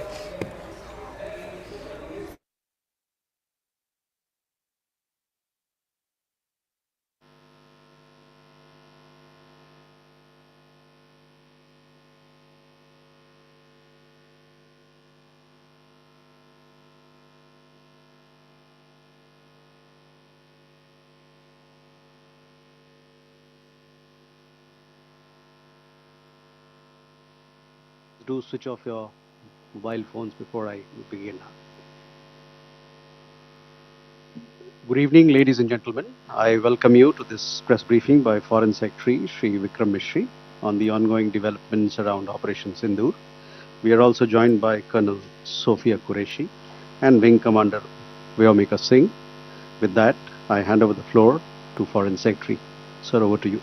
Thank you Randeep नमस्कार good afternoon आप सबका स्वागत है और मैं सबसे पहले अनुरोध करूंगा कर्नल सोफिया कुरैशी से कि वो आपको आज तड़के सवेरे से हुई घटनाओं से अवगत कराएं colonel Qureshi thank you sir नमस्कार 8 से 9 मई 2025 की मध्य रात्रि को पाकिस्तानी सेना ने सैन्य बुनियादी ढांचे को निशाना बनाने के इरादे से पूरी पश्चिमी सेना पर भारतीय वायु क्षेत्र का कई बार उल्लंघन किया। यही नहीं बल्कि पाकिस्तानी सेना ने नियंत्रण रेखा पर भारी कैलिबर वाले हथियारों से गोलीबारी भी की। अंतर्राष्ट्रीय सीमा और नियंत्रण रेखा पर लेह से लेकर सरक्रीक तक 36 स्थानों पर 300 से 400 लगभग ड्रोनों का इस्तेमाल घुसपैठ का प्रयास करने के लिए किया गया। भारतीय सशस्त्र बलों ने काइनेटिक व नॉन काइनेटिक साधनों का उपयोग करके इनमें से कई ड्रोन्स को मार गिराया। इतने बड़े पैमाने पर हवाई घुसपैठों का संभावित उद्देश्य वायु रक्षा प्रणालियों का परीक्षण करना और खुफिया जानकारी इकट्ठा करना था। ड्रोन के मलबे की फोरेंसिक जांच की जा रही है। प्रारंभिक रिपोर्ट्स से पता चलता है कि वे तुर्की के असीस गार्ड सोंगर ड्रोन्स हैं। इसके उपरांत रात में पाकिस्तान के एक सशस्त्र यूएवी ने भटिंडा सैन्य स्टेशन को निशाना बनाने की कोशिश भी की, जिसे पकड़ा गया और उसे निष्क्रिय कर दिया गया। पाकिस्तानी हमले के जवाब में पाकिस्तान में 4 हवाई रक्षा स्थलों पर सशस्त्र ड्रोन्स लॉन्च किए गए। इनमें से एक ड्रोन एडी रडार को नष्ट करने में सक्षम रहा। पाकिस्तान ने जम्मू कश्मीर के तंगधार, उरी, पुंछ, मेंढर, राजौरी, अखनूर और उधमपुर में भारी कैलिबर आर्टिलरी गन और सशस्त्र ड्रोन्स का उपयोग करके नियंत्रण रेखा के पार गोलीबारी भी की, जिसके परिणाम स्वरूप भारतीय सेना के कुछ जवान हताहत हुए और घायल हुए। भारतीय जवाबी कार्रवाई में पाकिस्तानी सेना को भी बड़ा नुकसान पहुंचाया गया। इसके अलावा पाकिस्तान का गैर जिम्मेदाराना व्यवहार फिर से सामने आया। 7 मई 2025 को रात 8:30 बजे एक असफल अकारण ड्रोन और मिसाइल हमला करने के बावजूद पाकिस्तान ने अपना नागरिक हवाई क्षेत्र बंद नहीं किया। पाकिस्तान अपने नागरिक विमानों को ढाल के रूप में इस्तेमाल कर रहा है, जबकि उसे अच्छी तरह से पता है कि भारत पर उसके हमले से हवाई रक्षा की तीव्र प्रतिक्रिया होगी। यह भारत और पाकिस्तान के बीच अंतर्राष्ट्रीय सीमा के पास उड़ान भरने वाले अंतर्राष्ट्रीय उड़ानों सहित नागरिक विमानों के लिए सुरक्षित नहीं है। यहाँ स्क्रीन शॉट में पंजाब सेक्टर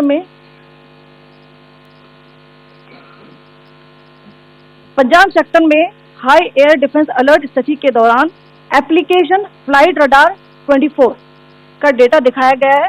जैसा कि आप देख रहे हैं यहाँ पर भारतीय पक्ष का हवाई क्षेत्र घोषित बंद के कारण नागरिक हवाई यातायात से पूरी तरह से रहित है। कराची और लाहौर के बीच के हवाई अड्डे मार्ग पर नागरिक एयरलाइंस उड़ान भर रही है। हाईलाइट किया गया है विमान फ्लाइनेस एविएशन का एयरबस 320, जैसा कि आप यहाँ देख रहे हैं, जो कि शाम को 5:50 बजे दमम से शुरू हुआ और रात को 9:10 बजे लाहौर में उतरा। ये सारा डिटेल्स आप यहाँ देख रहे हैं, ये डिटेल्स यहाँ लिखा हुआ है। Can you see this?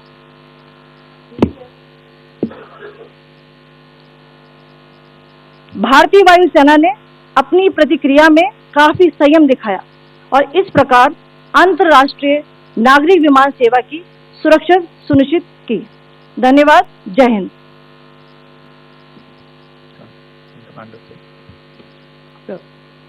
Good afternoon to you all. On the intervening night of 8th-9th May 2025, Pakistan military carried out multiple violations of Indian airspace along the entire western border with an intent to target military infrastructure. Pakistan military also resorted to firing of heavy caliber weapons along the line of control.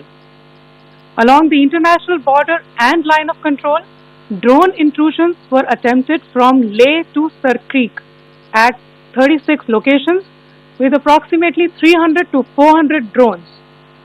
Indian Armed Forces brought down a number of these drones using kinetic and non-kinetic means.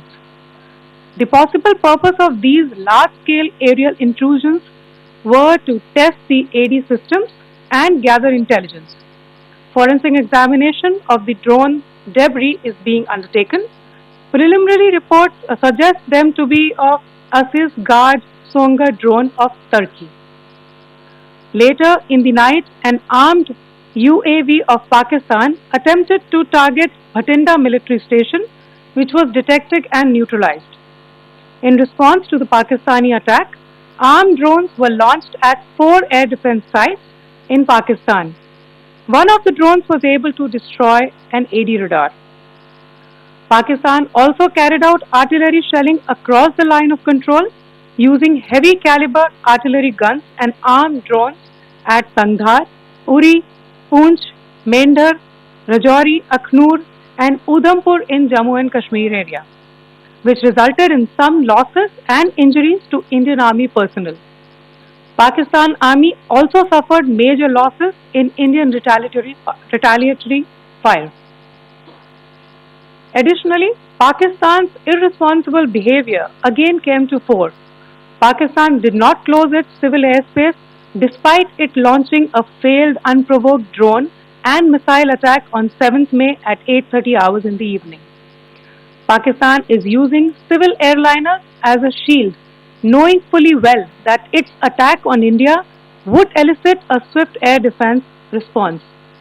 This is not safe for the unsuspecting civil airliners, including the international flights which were flying near IB between India and Pakistan. The screenshot we just showed and we shall share with you, it shows the data of the application Flight Radar 24 during a high air defense alert situation in the Punjab sector. As you have seen, the airspace on the Indian side is absolutely devoid of civil air traffic due to our declared closure.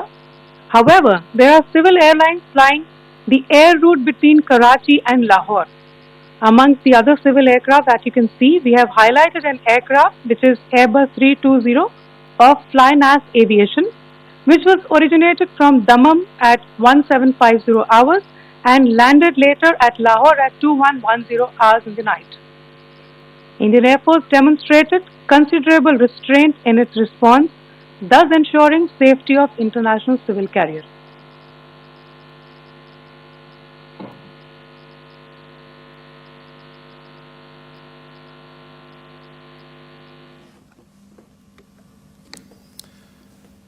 Thank you, Colonel Qureshi, Wing Commander Singh. I have just a few points to share in addition. कल रात की पाकिस्तानी सेना की कायरतापूर्ण गतिविधियों से आपको colonel Qureshi और विंग कमांडर सिंह ने पहले ही अवगत करा दिया गया है.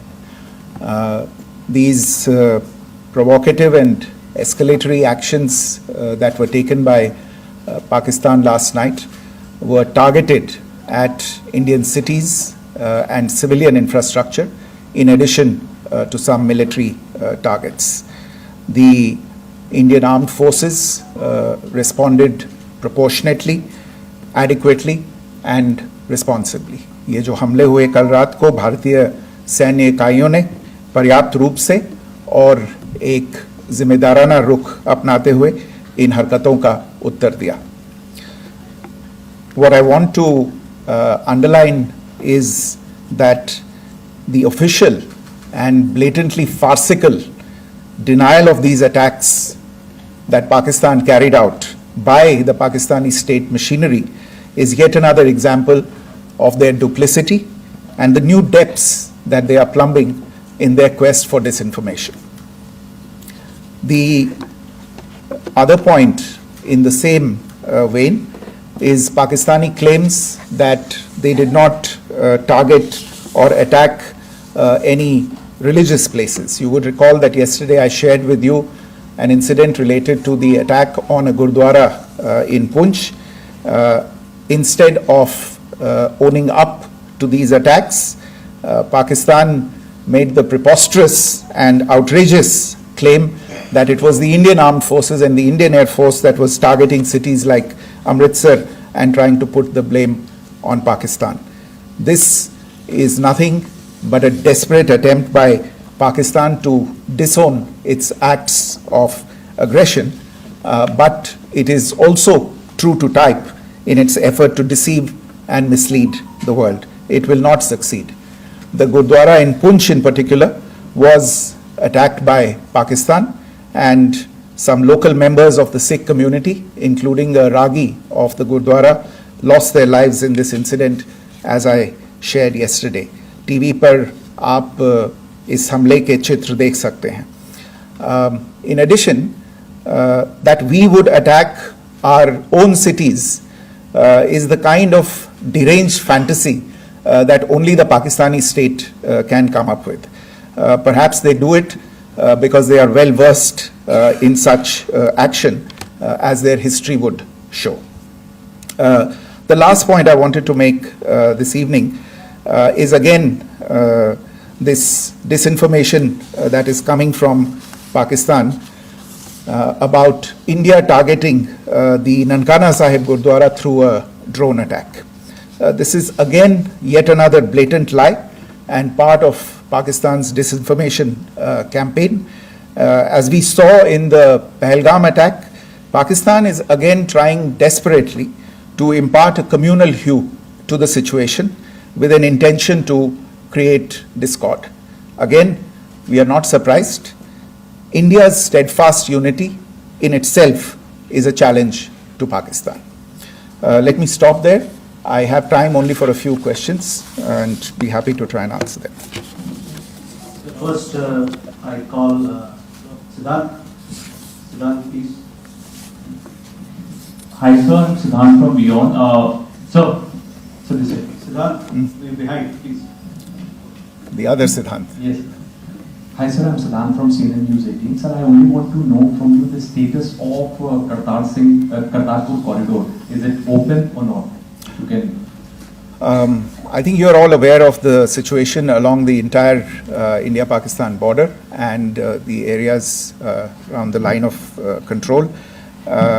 In view of the existing security scenario, the services of the Kartarpur Sahib corridor have been suspended till further directions.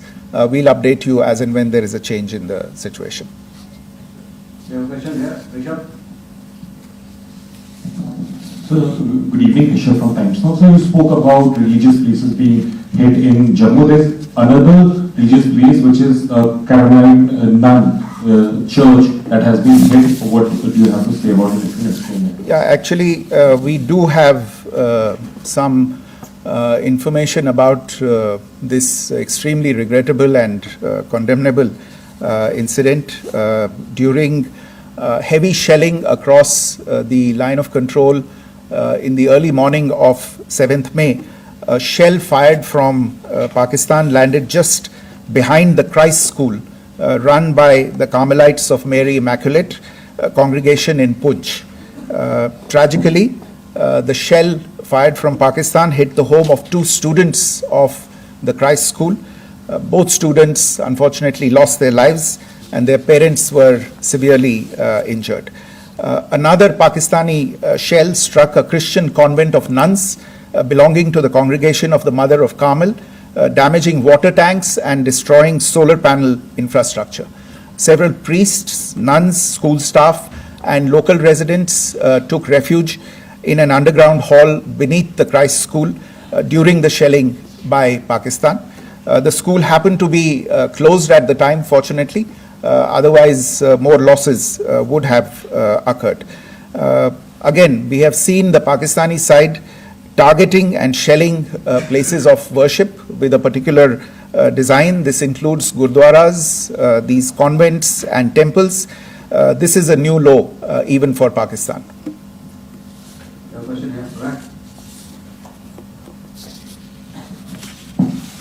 Sir Pranay Upadhyay अमर जाल से सर कल आपने इसी पोडियम से पाकिस्तान के आईएमएफ बेलआउट को लेकर और इंडस वाटर ट्रीटी को लेकर जो टिप्पणी की थी उसकी पाकिस्तान में काफी तीखी प्रतिक्रिया भी आई और उसके बाद हमने देखा कि पाकिस्तान की तरफ से किस तरीके से लेह से लेकर भुज तक पूरी बॉर्डर के ऊपर जो इन्वेजन था वो किया गया। मौजूदा सिचुएशन के अंदर पाकिस्तान के बेलआउट पैकेज को लेकर और पाकिस्तान के अटेम्प्ट्स को लेकर आपका क्या असेसमेंट है और दूसरा ये भी जानना चाहेंगे कि पाकिस्तान की तरफ से ये जो अटेम्प्ट किया गया था उसका भारत ने अभी तक उस तरीके का कोई जवाब नहीं दिया गया है, तो क्या भारत इसका जवाब देगा जो कार्रवाई हुई है बीते 24 घंटों में? देखिए प्रणय, जहाँ तक इंडस वाटर्स ट्रीटी का सवाल है, मैंने कल विस्तार से उसके बारे में इसकी चर्चा की है. Indus waters treaty is in abeyance and as such I have nothing further to add to the decision that was announced by the cabinet committee on security. जहाँ तक IMF bailout का सवाल है, आपको ज्ञान होगा कि IMF की आज मीटिंग हो रही है. हम वहाँ पे अपना पक्ष रखेंगे और जो हमारा मत है इन चीज़ों को लेके वहाँ पे साझा करेंगे दूसरे मेंबर्स के साथ. ये बोर्ड पे निर्भर है कि वहाँ पे क्या निर्णय होता है. और जहाँ तक जो कार्रवाई हुई है उसका जवाब देने का जो आपने जो प्रश्न उठाया है, जो आज ब्रीफिंग हुई है, जो आपको सूचना मिली है, मैंने भी कहा है कि जो आज सवेरे तड़के सवेरे जो गतिविधियाँ हुई, भारत ने उनका एक जिम्मेदाराना पूर्ण तरीके से और एक पर्याप्त तरीके से उसका जवाब दे दिया है.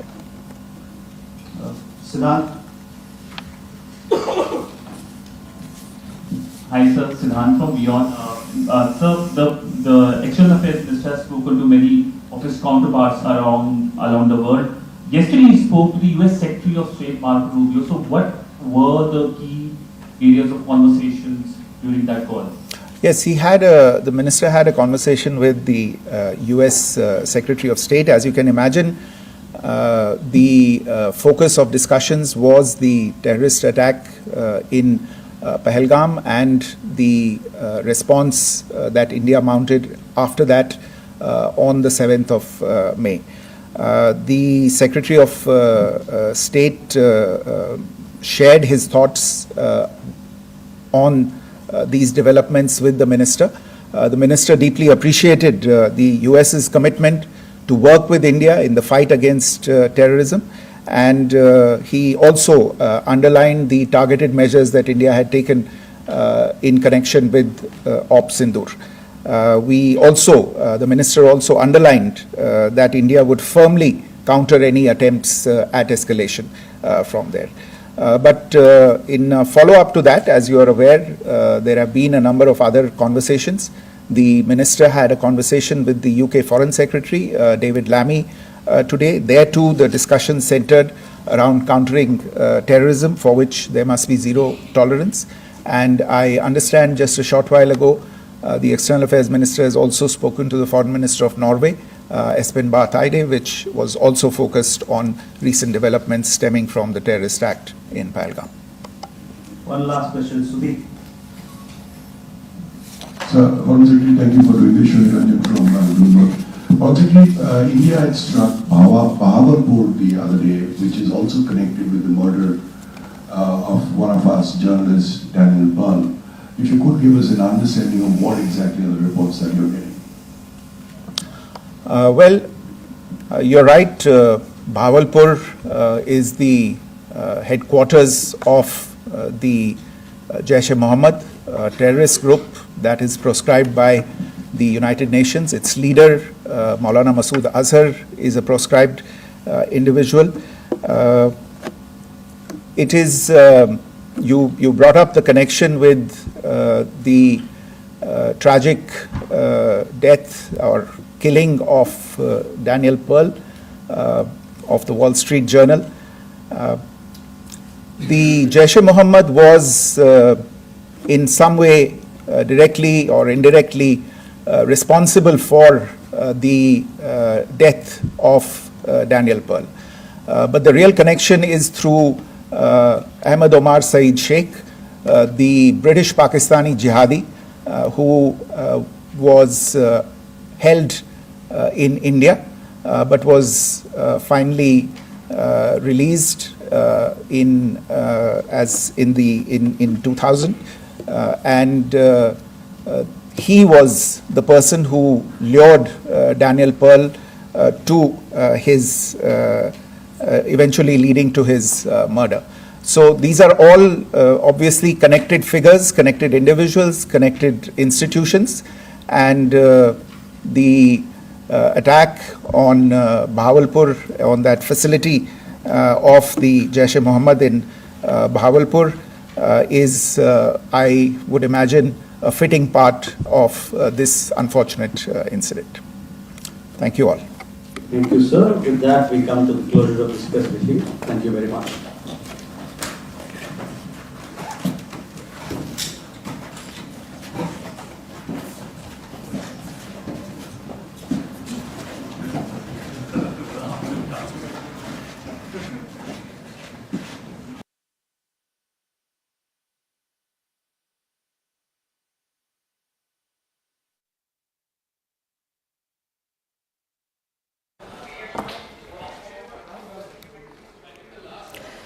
So that was the MEA and the MOD press conference, once again not just detailing the action that was done by Pakistan last night and also the retaliation from the Indian side, but also of course talking about the farcical denial by Pakistan as far as that action is concerned. As many as 500 drones and missiles were fired into India military bases and others were attacked. My colleague Siddhant Mishra was at that press conference. Siddhant, India calling out the farcical denial by Pakistan as far as that attack is concerned last night, calling it their duplicity and also the attempts to foment communal strife in India.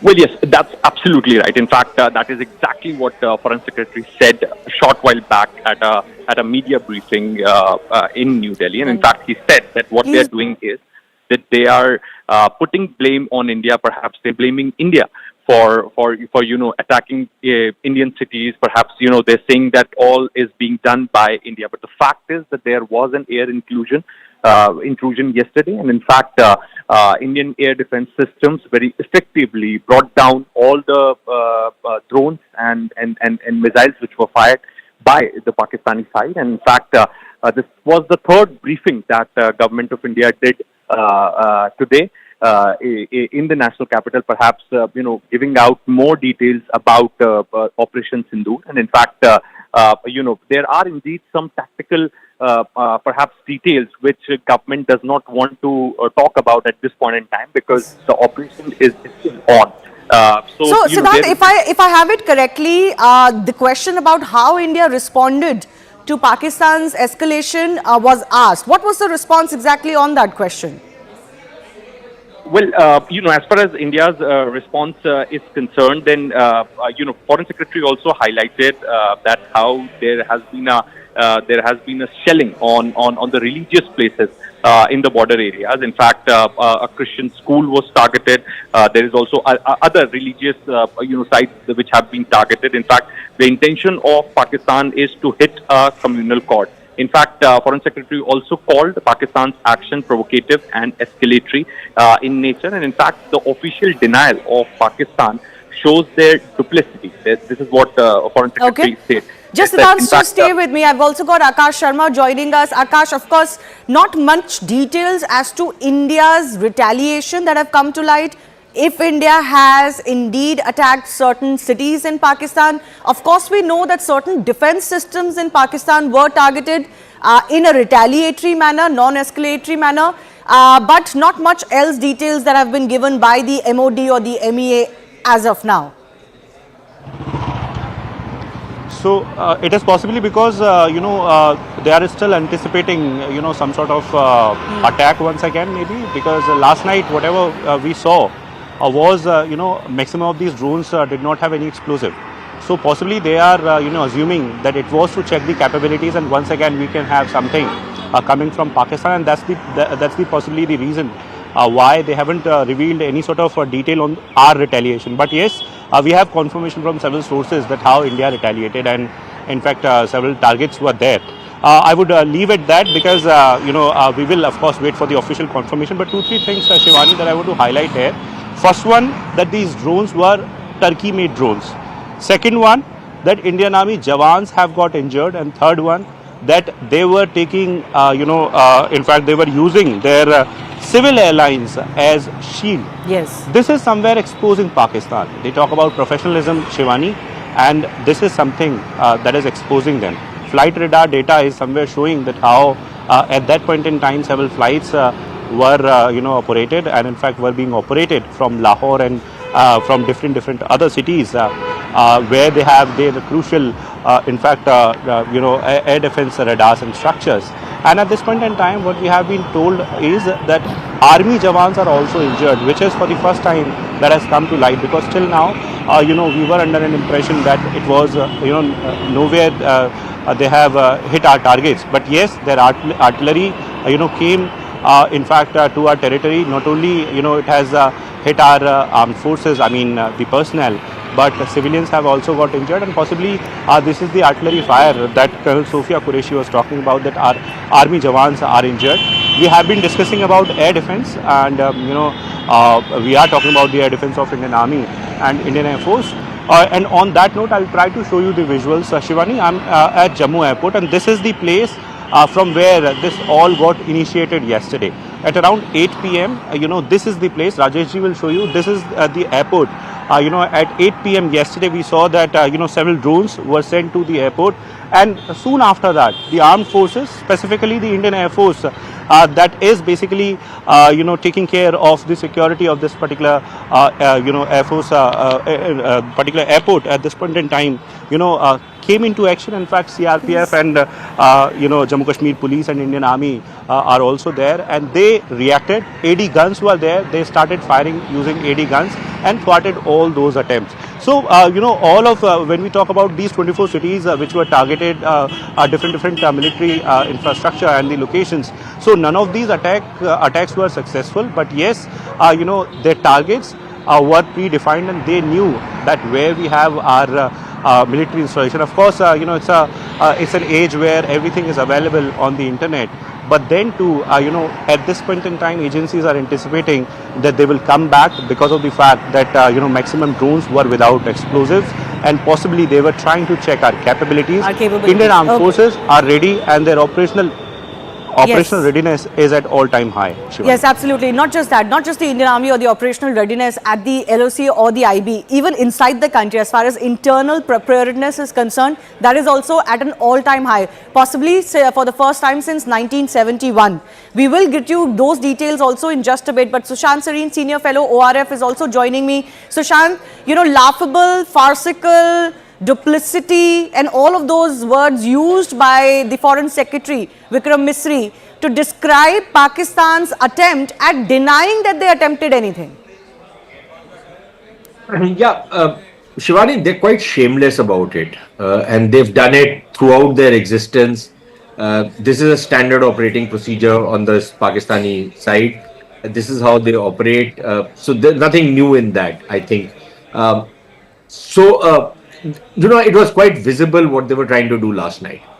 And for them to, at that point of time, deny that we are not doing anything across the border was possible. And the night before also, they had tried it all along the length and breadth of the border, and still they denied it the next day that we haven't done anything. One thing which is not clear, Shivani, I wish your correspondent, if he's still online, can address that. From what I heard in the press conference, it isn't quite clear whether the casualties of the soldiers was in the shelling or it was in the drone attacks that have taken place. From what? Number one. Yes, go ahead. I'll try and get Akash back, but go ahead. Yeah, and Akash says that people were injured, soldiers were injured. But from what the word I heard was hatahat, which means killed. So I wanted there's some clarification. Okay, so wait a second. Let me just bring Akash. He's with me. Akash, can you clarify on that front? I believe you had talked about injuries as far as the Indian Army and the BSF is concerned. Do we know more? Are there any fatalities? So I was talking about injuries only, and these injuries are because of the artillery fire that we have at the LOC and in fact, at the international border yesterday. Because as far as these drone attacks are concerned, so we have been given to understand that none of these was successful.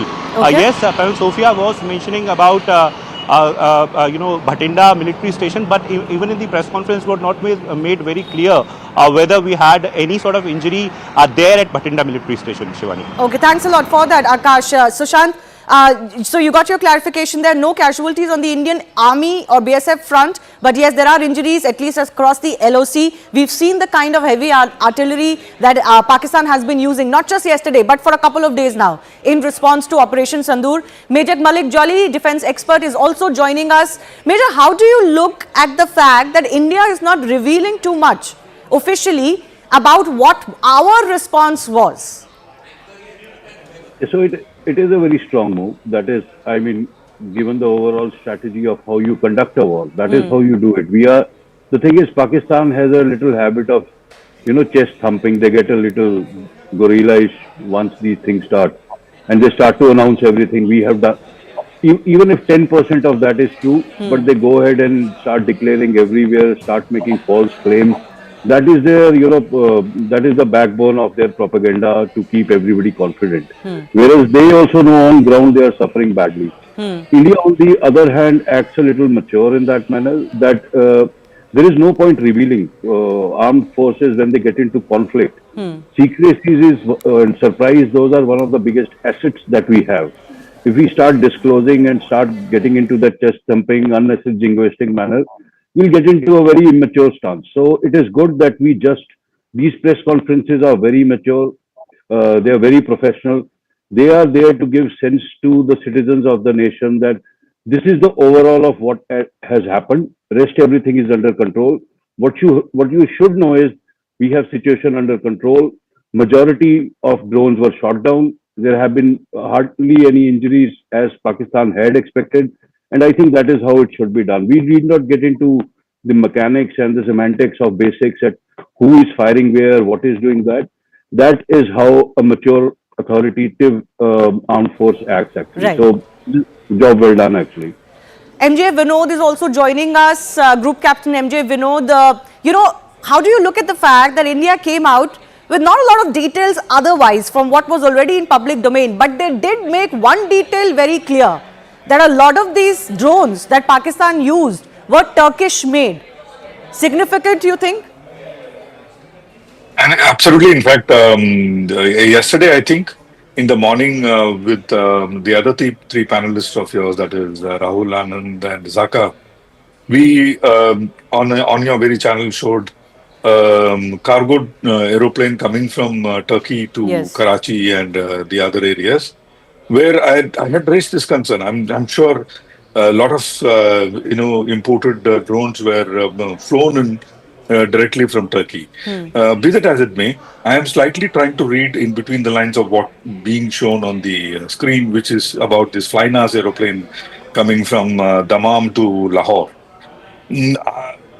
Why they have specifically shown this or any other civilian movement during the hotspot condition could be that this Flynas came very close to being taken out, is my understanding. And it is imperative that, companies like Flynas or any other foreign operators flying into this hot zone when air war is going on.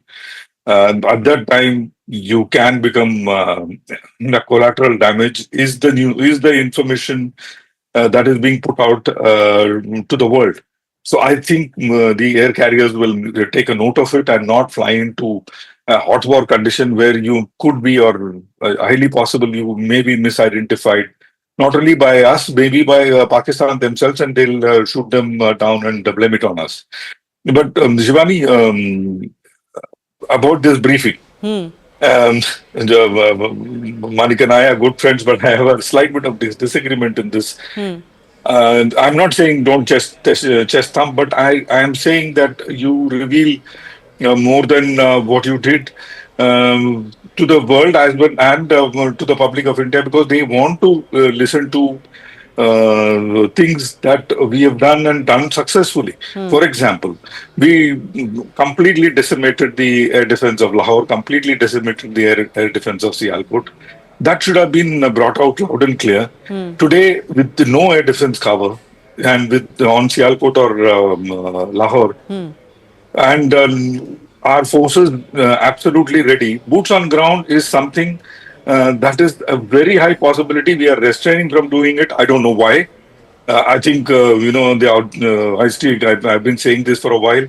Outskirts of Lahore is where we should be to get Munir on the table. Okay. Be that as it may, we should say that we have that option available on the table to put some fear of God into this man called Munir and his country called Pakistan. No, I get your point. I'm going to come back to all of you in just a bit. We're also awaiting one of our other guests to join us. What is it that India is doing, can do? Why is it that it's not revealing much of its strategy? All of that will be debated in just a bit. But remember, India has come out strongly, not just naming and shaming Pakistan for its escalatory action along the entire western border last night, but it has also called farcical their attempts to wash their hands of it. Pakistan actually tried to deny any drone and missile attack on their part. Indian Foreign Secretary Vikram Misri said that it's preposterous and desperate from Pakistan to allege that India targeted its own cities. It is a deranged fantasy that only Pakistan can come up with, is how he summed it up. Remember, Pakistan fired up to 500 drones and missiles, but Indian forces not only thwarted all of them, have also showed great restraint in its conduct, is also what this briefing said. It focused on restraint in its conduct. Across the LOC, Pakistan also targeted civilian areas with heavy artillery and even damaged a Gurdwara and Christian convent school. Let me also break down some of the other top developments that we're tracking as far as this entire escalation is concerned. Defence Minister Rajnath Singh earlier today chaired a high-level meeting to review the security situation along the border and operational preparedness of the Indian Armed Forces with CDS and the three armed services chief. Home Minister Amit Shah met DG BSF, DG CISF and MHA officials and other senior officials of the ministry to review border situation and airport security arrangements. Union Health Minister JP Nadda chaired a high-level meeting to review emergency health systems preparedness with senior officials. External Affairs Minister Jai Shankar spoke to UK Foreign Secretary today. The discussion centered around countering terrorism and he told his counterpart that there must be zero tolerance. Pakistan continues to breach ceasefire. 2 more civilians have been killed in this firing. Jammu and Kashmir LG Manoj Sinha visited Uri in fact earlier and met the injured. On another note, BCCI has suspended the IPL for 1 week with immediate effect. They say nothing above the country right now. Pakistan launched as many as 400 drones to target 36 locations. Pakistan used Turkish drones to attack and used civil airlines as shield as mentioned just now. Border Security Force foiled a major infiltration attempt along the international border in Jammu and Kashmir, Samba, killing 7 terrorists affiliated with the Jaish-e-Mohammed. Pakistan Defence Minister made a laughable comment earlier today saying Pakistan did not shoot down Indian drones fired in retaliation because they didn't want to reveal their own locations. And India is set to present its case before the International Monetary Fund, urging the body to review the financial aid extended to Pakistan.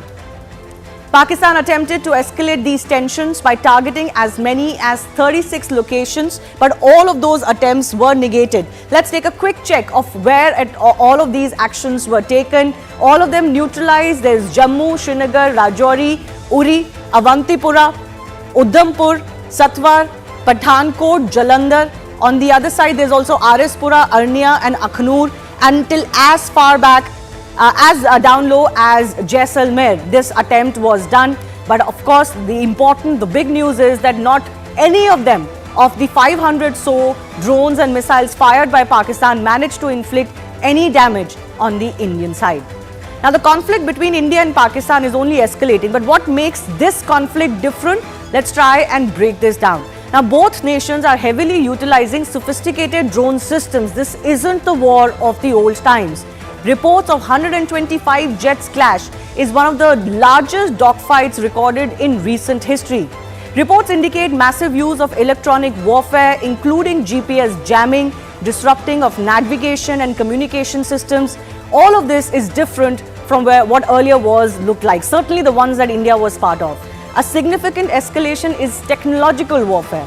Both nations are reportedly engaging in cyber attacks, targeting critical infrastructure as well.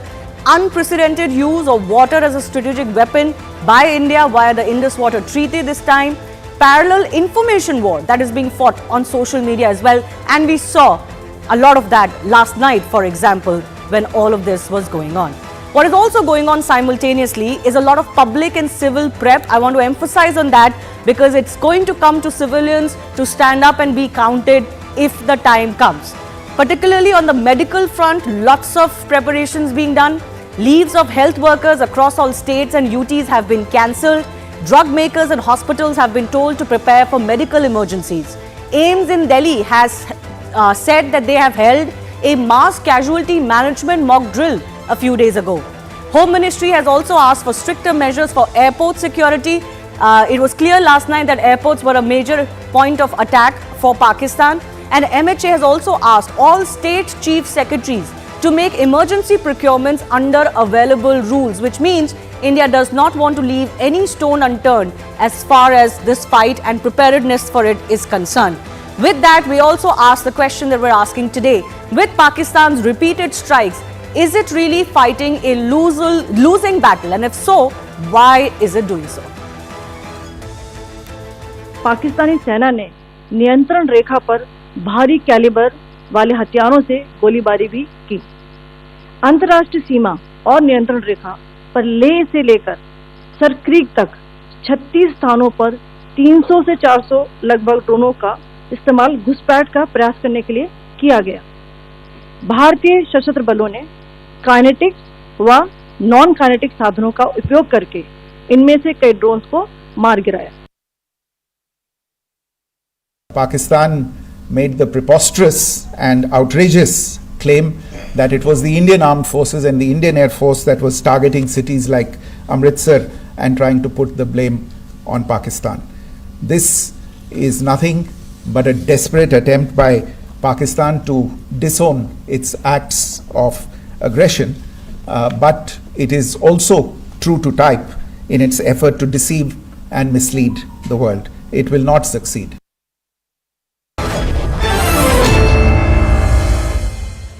Pakistan will not succeed. That's the message really written loud and clear for it. The writing's on the wall, but somehow Pakistan is not getting that message. Lieutenant General Rakesh Sharma, former Adjutant General and former GOC 14 Corps of the Indian Army, is also joining us. The rest of our guests also continue to be with us. Why is Pakistan going down this road? Lieutenant General, that's my first question. What do you think is going on? Thank you for inviting me. Unfortunately, I can't see the screen. So I do not know what visuals you are showing, so I am without that. Okay, now, we'll try and fix that for you, sir. Yes, go ahead. Naturally, what Pakistan has tried out in yesterday night, it's important to know that they have gone right up to Leh, which is not easy. To go to Leh, one has to go from Baltistan, maybe taking off from Skardu, which is a very long distance off. So the effort required to go from Leh to Leh is immense, and Sir Creek is also not an easy phenomena. So I would say that they have engaged the entire border since they found out that day before yesterday that the airfields which they tried day before yesterday, 15 of them were not approachable for various reasons because of the umbrella of air defense around the airfields. When you start counting Avantipura to Bhuj, they were only trying the airfields day for yesterday night. Yesterday night, they went beyond the airfields because the success rate was poor. They spread across to military cantonments. And when you go to military cantonments and other places, the kind of AD cover which is available at an airfield is not available. For example, at places like Leh, or places like Udhampur and all that, the S-400s are actually scanty. Even the other ones, Akash Tir or Spider and all, are not available. Most of the other locations will have AK guns, which are the Zeus or L-70s being fired. So there is possibility of targeting military locations other than the airfields is tremendously more than there is a possibility of hitting the airfields, because airfields are protected in any way. So it is obvious that they tried these 300-400 drones across into these cantonments, like Bathinda. The Bisiana is a little far away, but Bathinda is one of these places, and many others. I think their lack of success, and I'm not very sure if all 400, if they were trying, all 400 were down by us, or some of them got through, because it's actually well nigh impossible to hold on to all 400. Even the Israelis are not able to do so. So exact information, there's still fog of war. Exact information is not coming across as to what when you see. Can I just come in, sir? Can I just come in? We're also learning that most of them were dummies. But decoy drones is part and parcel of the game that we play. When we throw drones, a swarm of drones, there are a large number of decoys that are sent, so that there is ammunition being wasted, including missiles if they're using it to down decoy drones, and that kind of ammunition get wasted. So sending decoy drones is part and parcel of the military operation being carried out. How many decoys, this is all part of it. So I don't think you could carry this issue further in discussion as to why decoys were used and why decoys were not used. This is part of the game.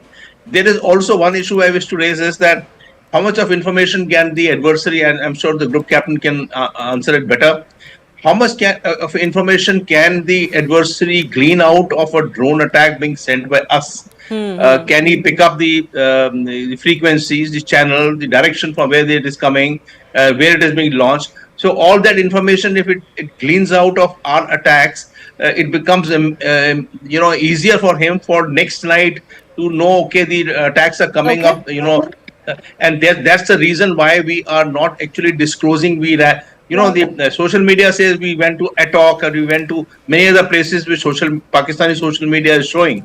But all this is not being told, because once you say, you make a commitment officially that we attacked a particular place, you can say which side it is coming from, which frequency it uses, how can it be downed. So, the keeping quiet is a good idea. And I'll add a last issue. Yes. While we have spoken that Lahore was hit, and that S300s or whatever they called it, HQ9, which was destroyed, and also Sialkot. But suffice it to say, any good nation would have reserves available, or have the capacity to sidestep some of these ones from less threatened airfields across to these areas. So when we go to Lahore again or Sialkot again, we must not deem it that it is vacant and we can try it out there. Because by now, important places like Lahore would not be left as a void, and it will be filled in. So, this is part of the game's effect. And I end by saying that we didn't hear about the famous Turkish drone, which was used in Ukrainian war. See, after 2 months of Ukrainian war, the Turkish drones became defunct. They were non-useful because the Russians were able to find the measure to drop these Turkish drones. So Turkish drones were not used after, say, May, June of the starting of the war. So how do we react to Turkish drones is also an issue that we need to be saying. Can I take your query to Group Captain Vinod, who's with us? It's interesting that Lieutenant General mentioned this, because earlier we had a comment from Khwaja Asif also that we didn't stop their drones till they were too close to us, so that we don't give out our locations. I did speak to experts earlier in the afternoon as well, and they said there is no such technical issue here. So do you want to clarify on that front, and also what Lieutenant General was saying, that are our capabilities or locations also being scouted by them with these attacks that they tried to attempt last night? No damage really? Was it more a scouting mission? Shivani, a couple of things. The briefing also mentioned a drone called Asisgat Songer drone from Turkey, and that is the one which I put behind me. Like General covered, this particular drone uses open frequency like 2.4 gigahertz and 5.8 gigahertz, which of course uses the frequency hopping technique, but it is easily A, jammable, B, we can bring them down using soft kill, and which was also mentioned. Colonel Qureshi mentioned that, if you remember. So if you put high power jammers, I mean, for the sake of viewers, I'm saying this. When you put high power jammers, and when 10 or 20 or 15 or 30 or 100 drones of these come, they lose contact with the controller. And so there are some drones which requires the back and forth communication for it to operate. Songer is one of them. The drones that we send, Harop or any other advanced drones which is going into Pakistan, are electronically silent. You cannot jam them because they have onboard intelligence. For example, Harop was launched. It's called a loitering munition, and rightfully a loitering munition. It goes without a target. Can you believe it? It does not have a target. It goes without a target, and whenever the target pops up, it checks with its library and goes and hits. So there is difference in the way we conduct drone warfare currently. Whether we'll go down this route or not, I really don't know. But currently, our drone warfare is different from the drone warfare that they are doing. We also intercepted some DJI Mavic off-the-shelf drones also being launched by them using some makeshift hook in which they put some Pow Giloka bomb.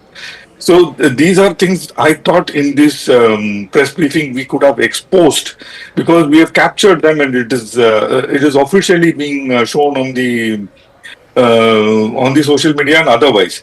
So I'm not saying just thumping, but I'm saying feel good factor would have been good. Group Captain Vinod, just to simplify this for the layperson, I think what Lieutenant General said is a key question to ask. What did Pakistan achieve by throwing so many drones at us when not one of them has even exploded? Some of them have fell and not exploded. There's also visuals of a Chinese missile which didn't explode and has been found in full one piece. Again, his question was, did we give away anything in retaliation to these drones? Counter question is, do we do what Khwaja Asif said, that we don't retaliate at all? That is a counter question. We have to, because we don't know what they're carrying. So retaliation out of the question. We had to retaliate. But the best part is, what did not come out in the press briefing very loud and clear, but it did, is that the non-kinetic means had much larger effect in bringing them down than the kinetic means, because kinetic means are very, very limited. The zoo guns that General talked about and other guns that the General talked about are very limited and does not have the capability to bring down so many together. So the non-kinetic means effort has been good. Did they glean something out of the non-kinetic means? They may have, if through the operators or other people in our soil. Otherwise, there is no way you can make out how the non-kinetic means functioned.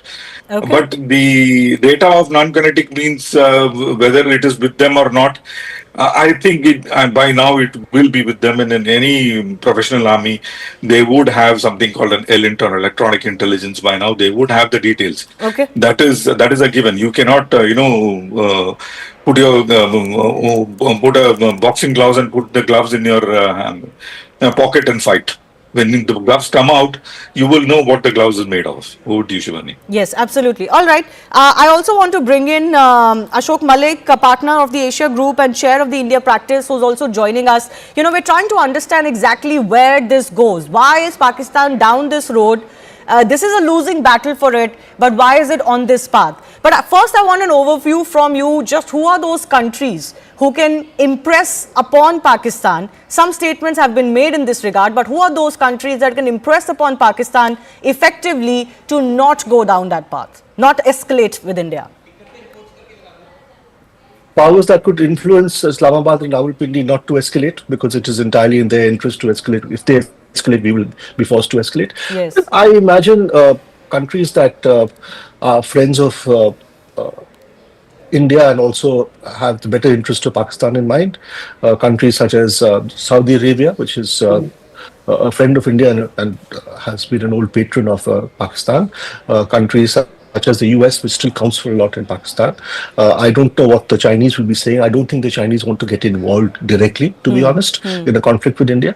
They are quite happy to see Pakistan do a bit, but not beyond a certain point. But, you know, more than other countries, I think good sense has to prevail within Pakistan itself. Because in the end, it's Pakistan's organic decision that what steps do you want to take to, and what will be the outcome of those steps for your own country? That is the question Pakistan has to ask itself. No other country can ask that question on behalf of Pakistan. Right. Sushant, coming to you as well. How far do you think Pakistan is willing to go? It has shown that in the aftermath of in Operation Sindoor, it has attempted twice at least to target directly our military installations. They have not shied away from that. Denial is a separate issue. How far do you think they're willing to go? Shivani, I think the question to be asked is how far is India willing to go? And quite honestly, I think things are de-escalating. We've decided, if I make sense of the press briefing today correctly, then I think it is very clear that we've said, okay, fine, they hit 36 places, 500 drones, and we attacked some 4 places and we hit 1, and that's it. We haven't escalated beyond that.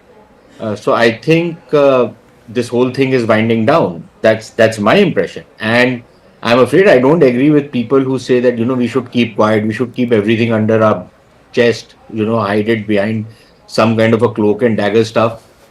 There is a psychological degradation of the enemy that you have to do. You do not have to give him any kind of a face saver. You have to rub his bloody nose in the dust. And if you're not going to be able to do it, then that fellow, given his DNA, given his mental makeup, given the kind of shamelessness he represents, and the kind of brazenness he exudes, he is going to claim some kind of victory. And you have to deny him that. And my question is, have we done it? We keep talking about, you know, we are a very professional military. We have shown a lot of restraint. Why have we shown restraint? Please tell me. If they are shelling my civilians in Poonch and in other parts of Jammu and Kashmir, What is stopping me from targeting their civilians and flattening them out? I enjoy the advantage of topography. I have my weapon systems in place. I have, in virtually 90% of the LOC, I have the advantage. Why am I not flattening them out? Why am I not making them scream in pain? I don't That's a know. question, a legitimate question to ask. For somebody to say to me, no, but we are Gandhian followers of Gandhi, so we cannot do this. We will only fight in a very chivalrous manner. I am all for chivalry, but I'm not for chivalry with barbarians. Maybe. I'm just hazarding a guess. I'll allow our other guests to take on that question because, I am one of those people who tweeted yesterday that I don't understand Indian restraint sometimes. And maybe this is one of those situations. But Major Jolly, you want to weigh in on this? What are we waiting for? Yeah, no, see, we are not waiting for. The thing is, there is a lot of data that we don't know. I mean, including you, Mr. Sareen, me, and everybody here, we depend on the government information to come. And maybe we have flattened out some areas. Maybe our artillery response has been tremendous. Maybe there's a reason they are backing off. Maybe we have downed all their drones. But there's also, no, that is just your opinion. We don't know. Where is the sign they are backing off? Please tell me, where is the sign that they are backing off?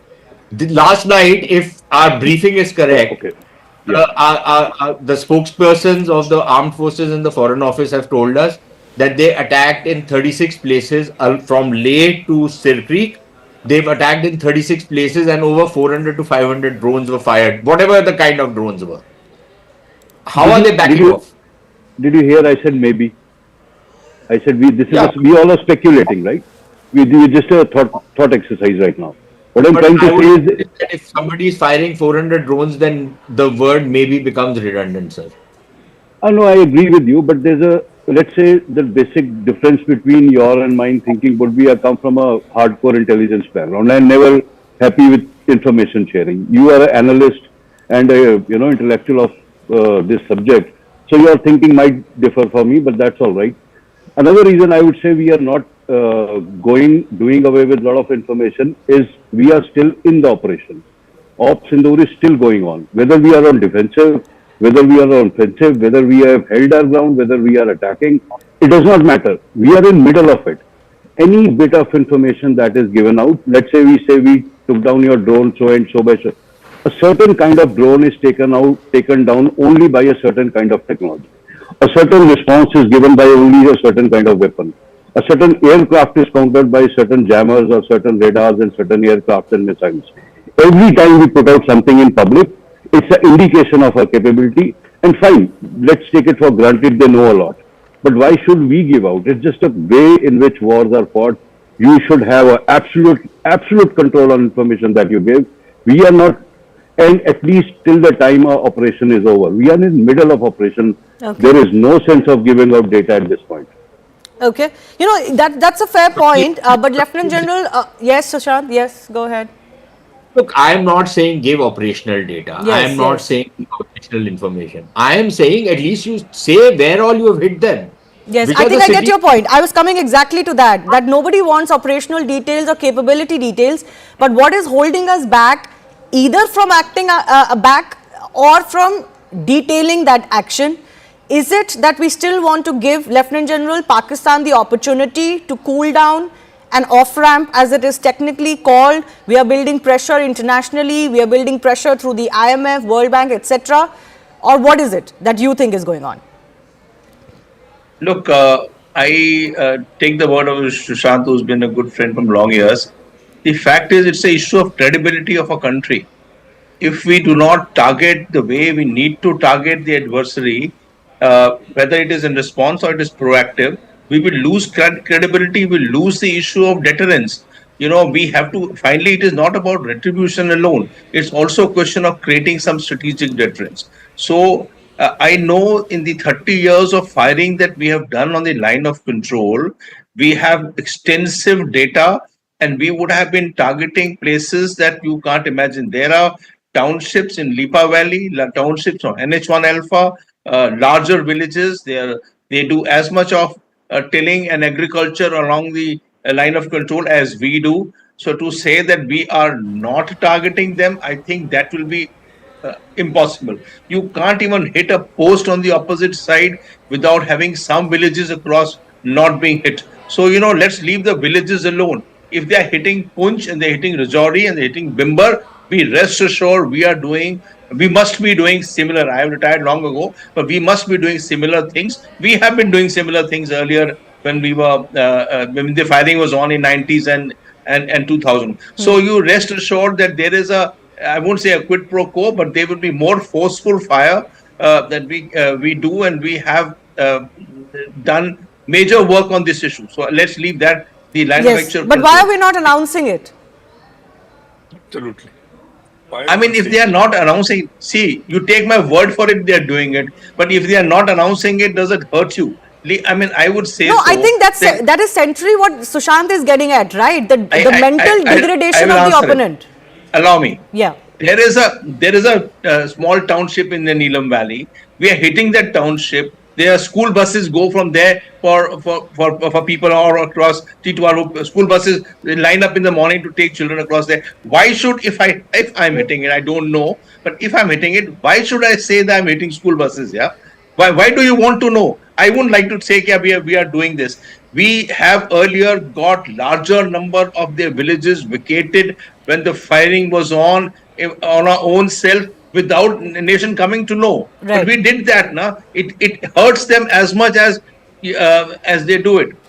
Okay. No, I think we meant more. Yes, the point I want to make is that if we are hitting the plains area, now you're talking about the area of the IB sector. Yes, yes. Now, the IB sector. Now, if you see the social media, if Karachi is hit, then there is Karachi's things are available on the social media. Now you can follow it. So you might as well say, yes, we hit Karachi, we hit Attock, we hit Gujranwala, we hit Sargoda. Many of these things are available, and we can say so that the following were targeted. I don't think we should hesitate in saying it. It will elevate the morale of our nation saying that we did. When we first day announced that we hit Bahawalpur and we hit Muridke. Muridke is new for the nation. Muridke is a new name. Muridke is a name that we have been rattling out from last 30 years. Every day in and day out in all war games, Muridke used to come up. So, we rest assured these names are not new to us, and the names are not the places. I mean, I'm sure they are being targeted. We can say so. We can say Muridke and Bahawalpur. We can also say we hit cantonments of Gujranwala, Sargoda, Shekhupura, Raiwind. I mean, we can name all these ones if we are targeting it. Okay, So, I mean, I understand. Differing views, but I think everybody has the same end goal in mind. We're just breaking on our screens that the PSL, which was going on, which is going on in Pakistan, is expected to be shifted, or Pakistan wants to shift it. Yesterday, one of their stadiums actually got hit. Those visuals we certainly got, but that was the afternoon action. From last night, we don't really have much of what India has managed, but what we're getting to know now is that the UAE Cricket Board will likely not approve Pakistan Cricket Board's request to hold the PSL in UAE, because that was the venue that was being considered. And one source is telling us that security concerns could potentially emanating from the rising tension between India and Pakistan could be the reason why they don't want to do this. And this brings me to the second part of my discussion today. The Indian government has certainly come out and named Turkish drones. You've got other countries that are standing with Pakistan despite knowing what Pakistan is up to and what it generally does against India. Has time come for us now to also tell other countries, and Sushant, you can come in on this, that if you do business with Pakistan, you don't do business with us? Shivani, I've been of that view for many, many years now. And I believe that, if India has some economic heft, then we must start learning to use how this economic heft has to be deployed to penalize or take punitive action against enemy countries. There was a time, not very long back, I believe under the Modi government, if I'm not mistaken, where there was some flirtation with the idea of imposing sanctions on companies doing business, for example, in POK. And I remember at that point of time, there were a few South Koreans, including a couple of Japanese companies, which were bidding for some contracts in POK who asked me, how will this play out? Will India actually follow through? And at that point of time, I thought that the government of India will actually operationalize this, but they didn't. But you can be rest assured that many of those companies would never venture into POK or even for that matter Pakistan if India was to have some kind of a coherent policy to to close itself to business to these kind of companies. Because after all, what are they going to get from the Pakistani market? Indian market is far more lucrative, far more beneficial for them. And I think this is one particular leverage we can use. There are many others that we can explore, we can deploy, and I think, look, you have an inveterate enemy. You've had it for the last 80 years. Unless we have any kind of rose-tinted lenses from which we view this country, I think we should wake up to the fact that we cannot ever live in peace with these fellows, right? They are genetically, it's not possible. It's just not going to be possible. Okay.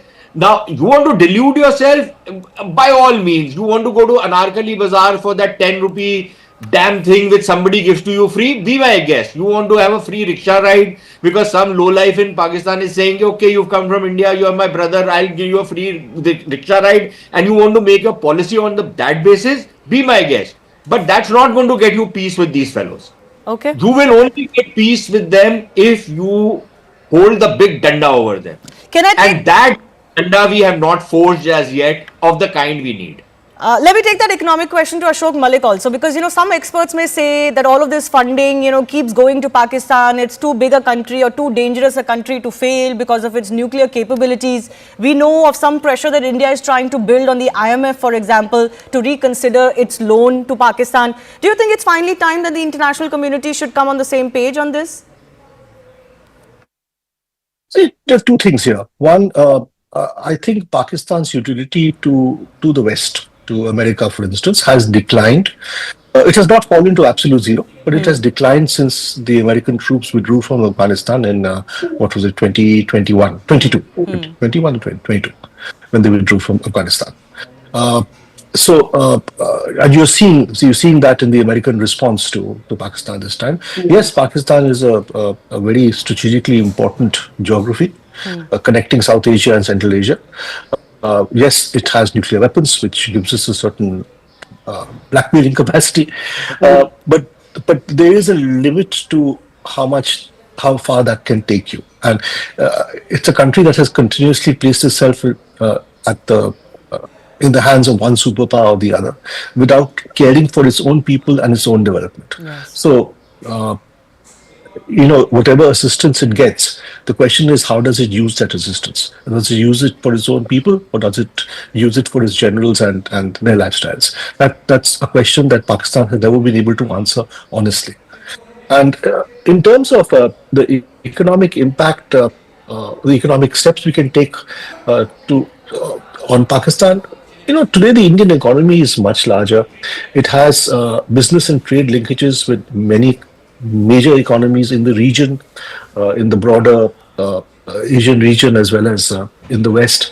It also has. It's also an important investment and business destination for big companies, big banks, and financial institutions.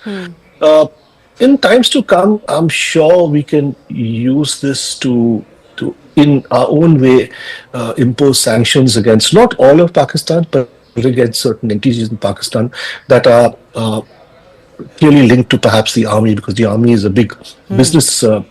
It's almost a business house in Pakistan. It controls banks, factories. So we can impose sanctions on our own as India and attempt to get those companies and institutions that do business in India to, in effect, choose. Yeah. So there are steps we can take. There is the FATF that can be approached again. We approached it very effectively after 2008, after the Mumbai attacks.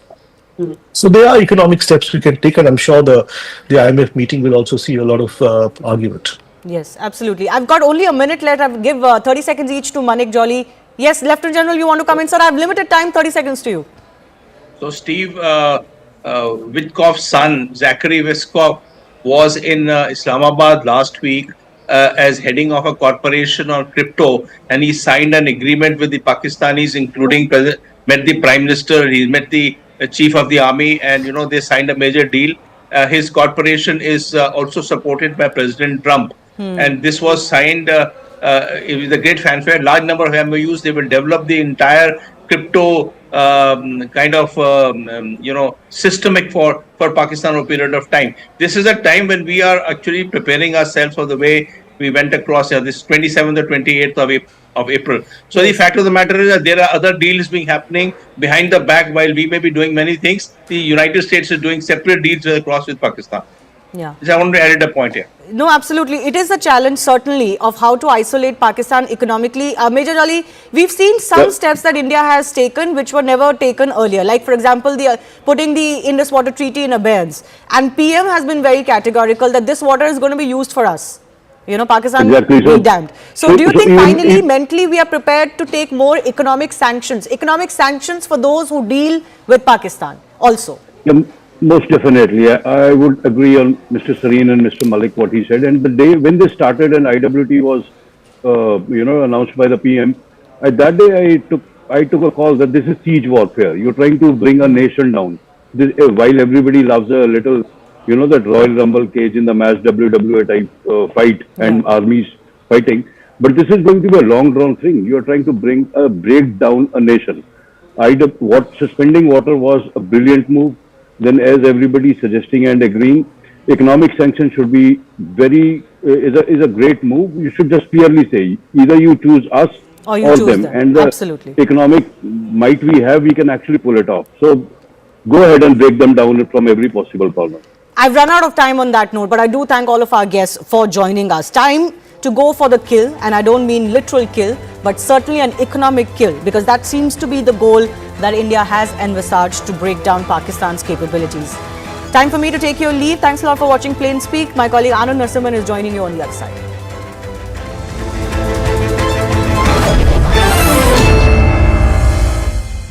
Co-powered by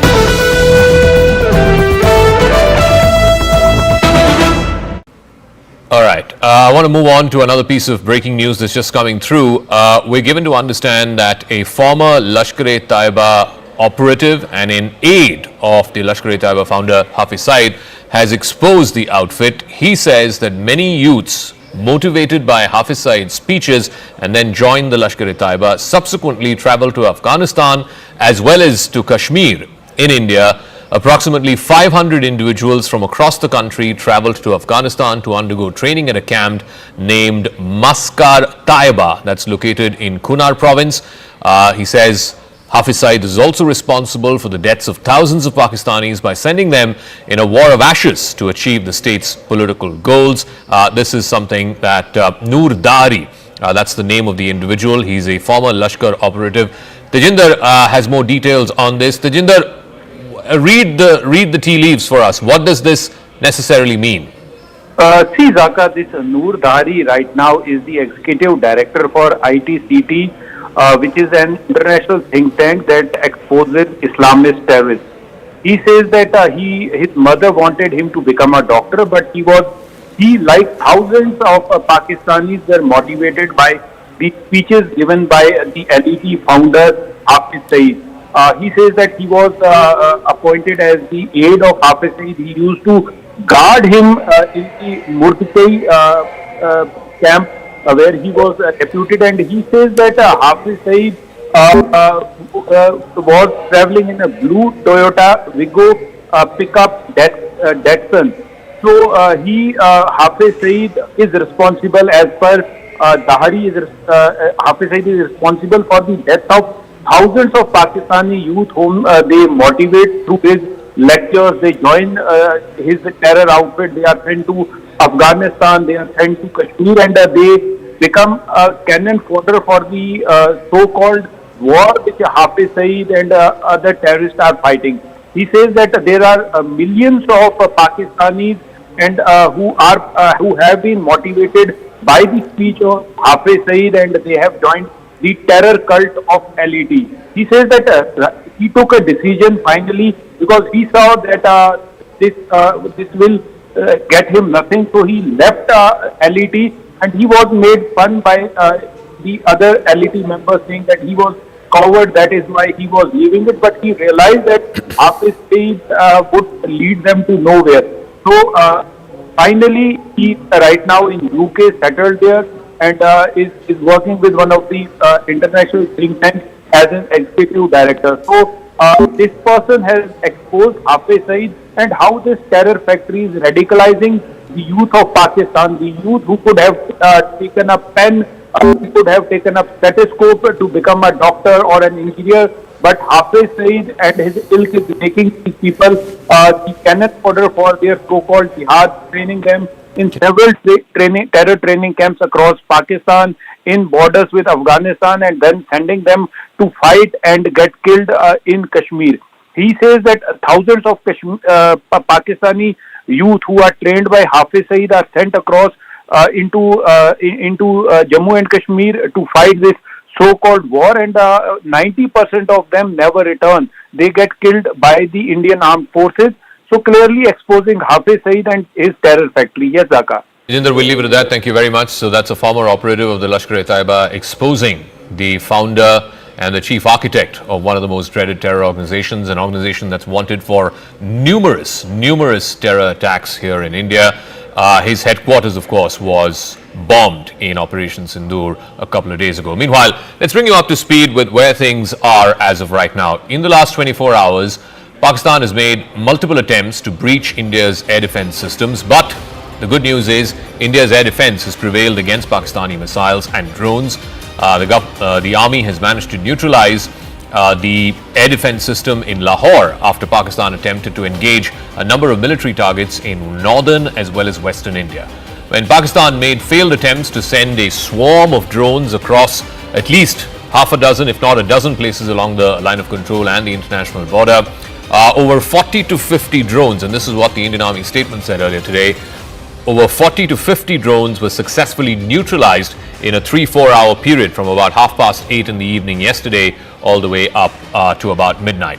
The engagement involved extensive use of the L-70 guns, the Zu-23 Shilkas, and of course other advanced counter-UAS equipment, including of course the S-400s and the indigenously built Akash surface-to-air missiles. It also showed the Army's capability to counter these aerial threats. So what are these weapon systems, these air defense systems which were activated yesterday and managed to avert what could have been a big sort of barrage of attacks by the enemy on Indian soil? The L-70, it's developed by Bofors, is produced under the license here in India. It's a 40mm gun, modernized with radars, electro-optical sensors, and also auto-tracking systems. It can fire anywhere between 250 to 300 rounds per minute.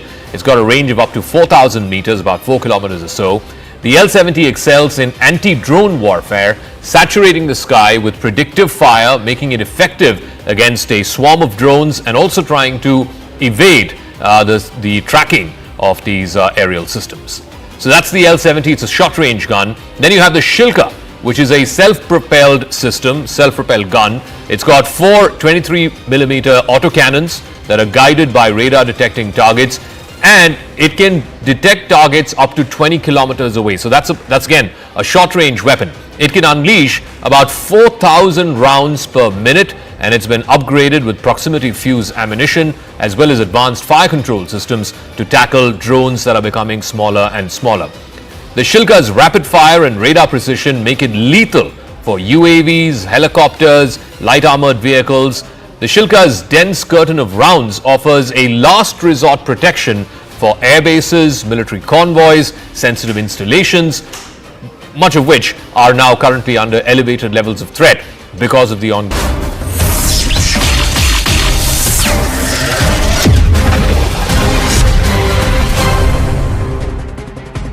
Namaste, Jai Hind, and thank you for staying with us here at CNN News 18 as we are on our continuous rolling coverage. And here on the right stand, we continue to train the focus on Operation Sindoor, the post-Pahalgam massacre retribution exacted by Bharat, and Operation Sindoor continues because Pakistan has decided that Bharat's counter-terror strike will be retaliated or responded to by the Pakistan state and its military by targeting Bharatiya military installations. Now we are into the 9th of May.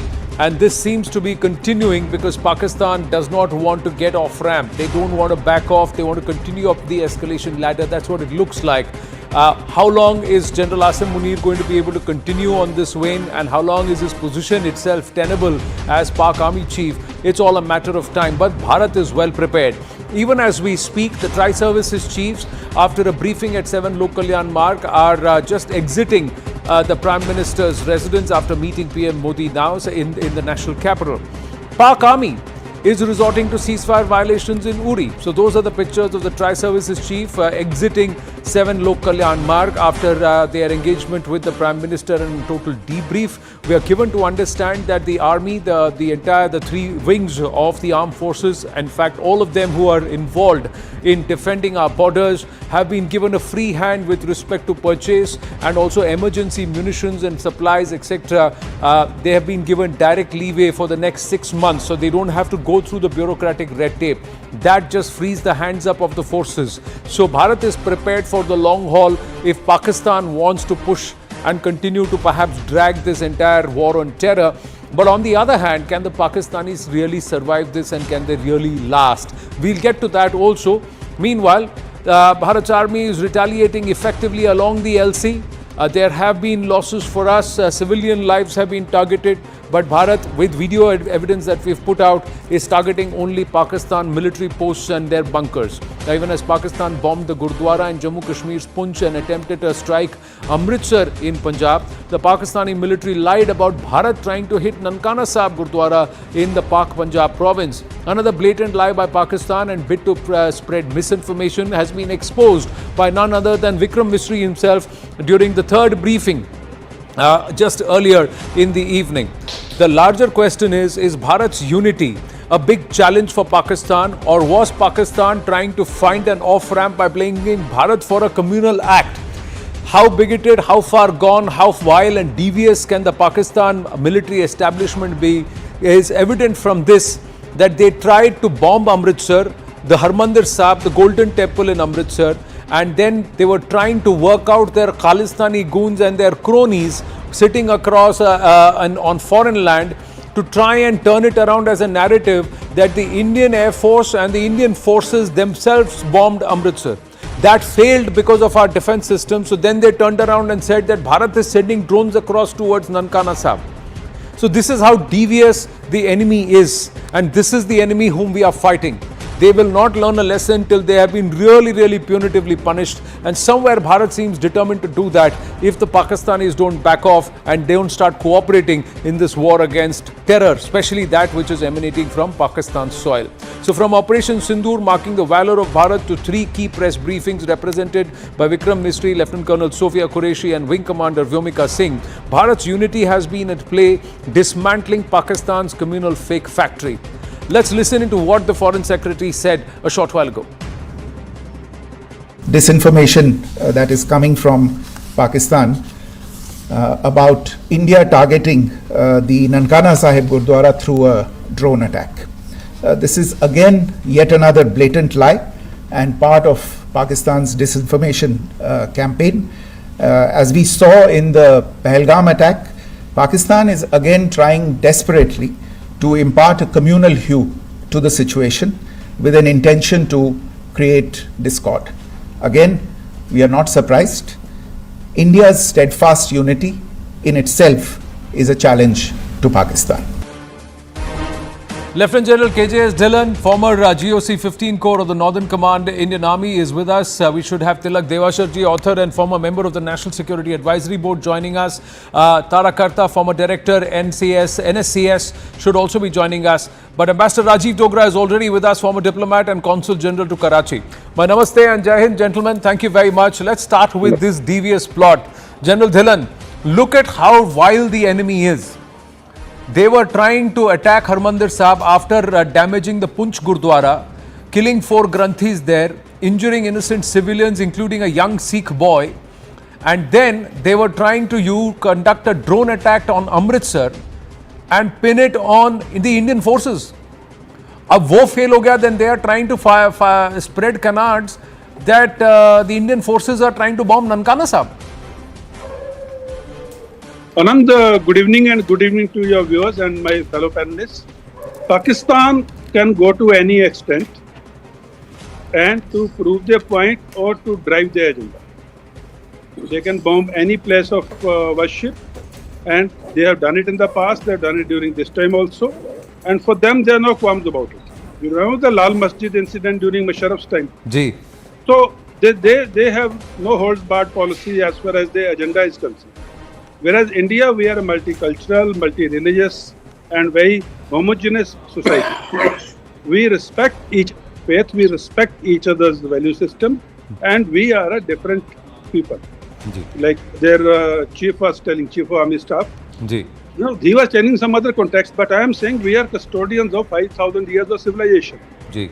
where we have lived together like brothers and sisters, and we will continue to do so. Ji. Whereas Pakistan, I can believe anything as low as the bottom of the ocean. Expecting it from Pakistan is okay, because they can actually go down to those levels of lowliness. So I am not surprised at all.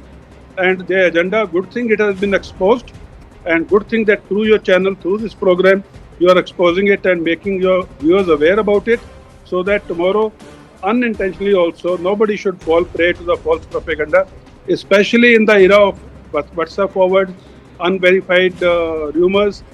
And for this also, I would request the audience or the viewers, do not believe anything which is not coming from the official handle. Do not pass on anything which you have not verified. You are only adding to the enemy's agenda of misinformation. So be responsible, be very critical. If someone has sent you something, question him or her. Do not just spread the rumors, because in a war like this, where narratives and agendas play a very important role, truth is the first casualty.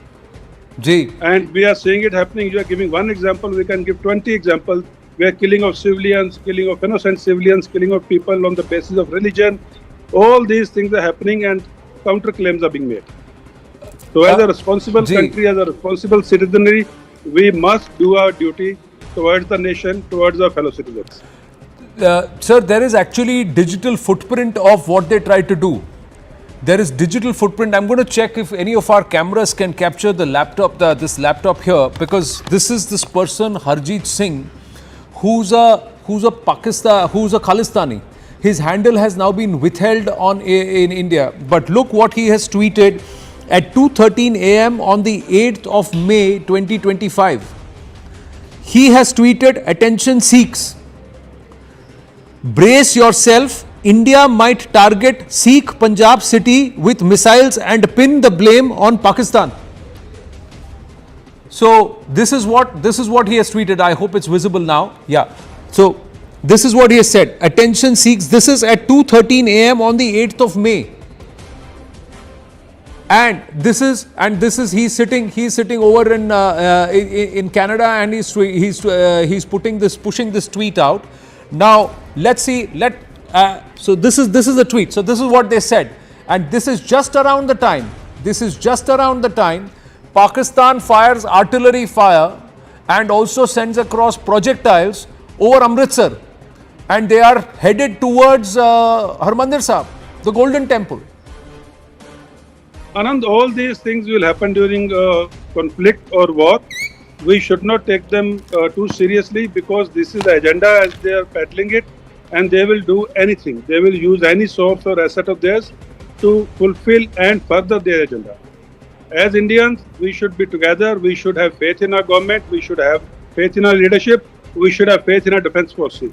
And we should have faith in the ethos and culture of our defense forces, which is above all these things. So I don't take these things seriously, and I request all the citizens also not to give too much bhav to these things, because these things are the start point of any rifts or any fissures which may be created by the enemy. We need to be very clear. We as a nation, we as citizens of this great nation called India, we are together, and we will fail or will negate or will defeat these agendas. Tilak Devashar ji, good evening. Ambassador Rajiv Dogra first, and then Tilak Devashar ji. Your thoughts on this treachery? How do we expose? This is wild. And also in Punch, they have killed Christian. They've bombed a church. They killed innocent Sikhs, Granthis, when they bombed Gurdwara. Christians are dead. They just don't care. They are attacking religious places and trying to give this entire thing a communal color. Even last evening on these drone attacks, when they have tried to mask themselves behind a civilian plane. They have allowed a plane from Dammam to fly over that airspace where they have deliberately tried to create trouble, hoping that one of our anti-aircraft missiles hits a civilian aircraft. This was also revealed by Vikram Misri. What kind of a nation is this, and what kind of a military is this, Tilak Devasharji? I agree with what General Dillon said. You cannot imagine the depths to which Pakistan has stooped in the past and can stoop in future. They have absolutely no morality, and for them, and also one other thing, I also get a sense that this is a sense of desperation. The more they do this, they show that they are getting desperate. They know they've got the wrong end of the stick. They are getting a thrashing from India, and so they will try and use these kind of cheap, low-level tactics to try and create a communal flare-up. I mean, trying to target the Harmandir Sahib or that Punch Gurdwara. I mean, how low life can you get? But must be expected from Pakistan that they will do this. They will do much more. So you have to be on your guard. You have to ensure that they are not successful. At the same time, we must also recognize that in terms of fake news, that in terms of spreading lies, they are far ahead of us. We have a sense of morality. We don't do these kinds of things, but they don't. So they will win the war of narratives, fake narratives. And I'm glad that the PIB has started fact-checking a lot of this, and it's coming out faster and faster after fact-checking whatever is being put out. So all of us need to be on our guard, need to be very careful, but accept the fact that Pakistan will stoop even lower as the days go by. Right. Now, even as we speak, the Raksha Mantri Rajnath Singh is at 7 Lok Kalyan Marg. So clearly there are hectic meetings that are going on in terms of deciding the next strategy, and also try and bring in a certain level of operational flexibility, fluidity and agility, if we may say, in terms of in a situation where Bharat is preparing for the long haul, and also, like they say, hoping for the best and preparing for the worst. So the assessment is continuously on. Let's quickly move on, and there is the other dimension that we want to bring for all our viewers. Now, even as a desperate Pakistan plays the communal card, Bharat has sent a very stern warning to Pakistan. The first warning is de-escalate or pay a heavy price.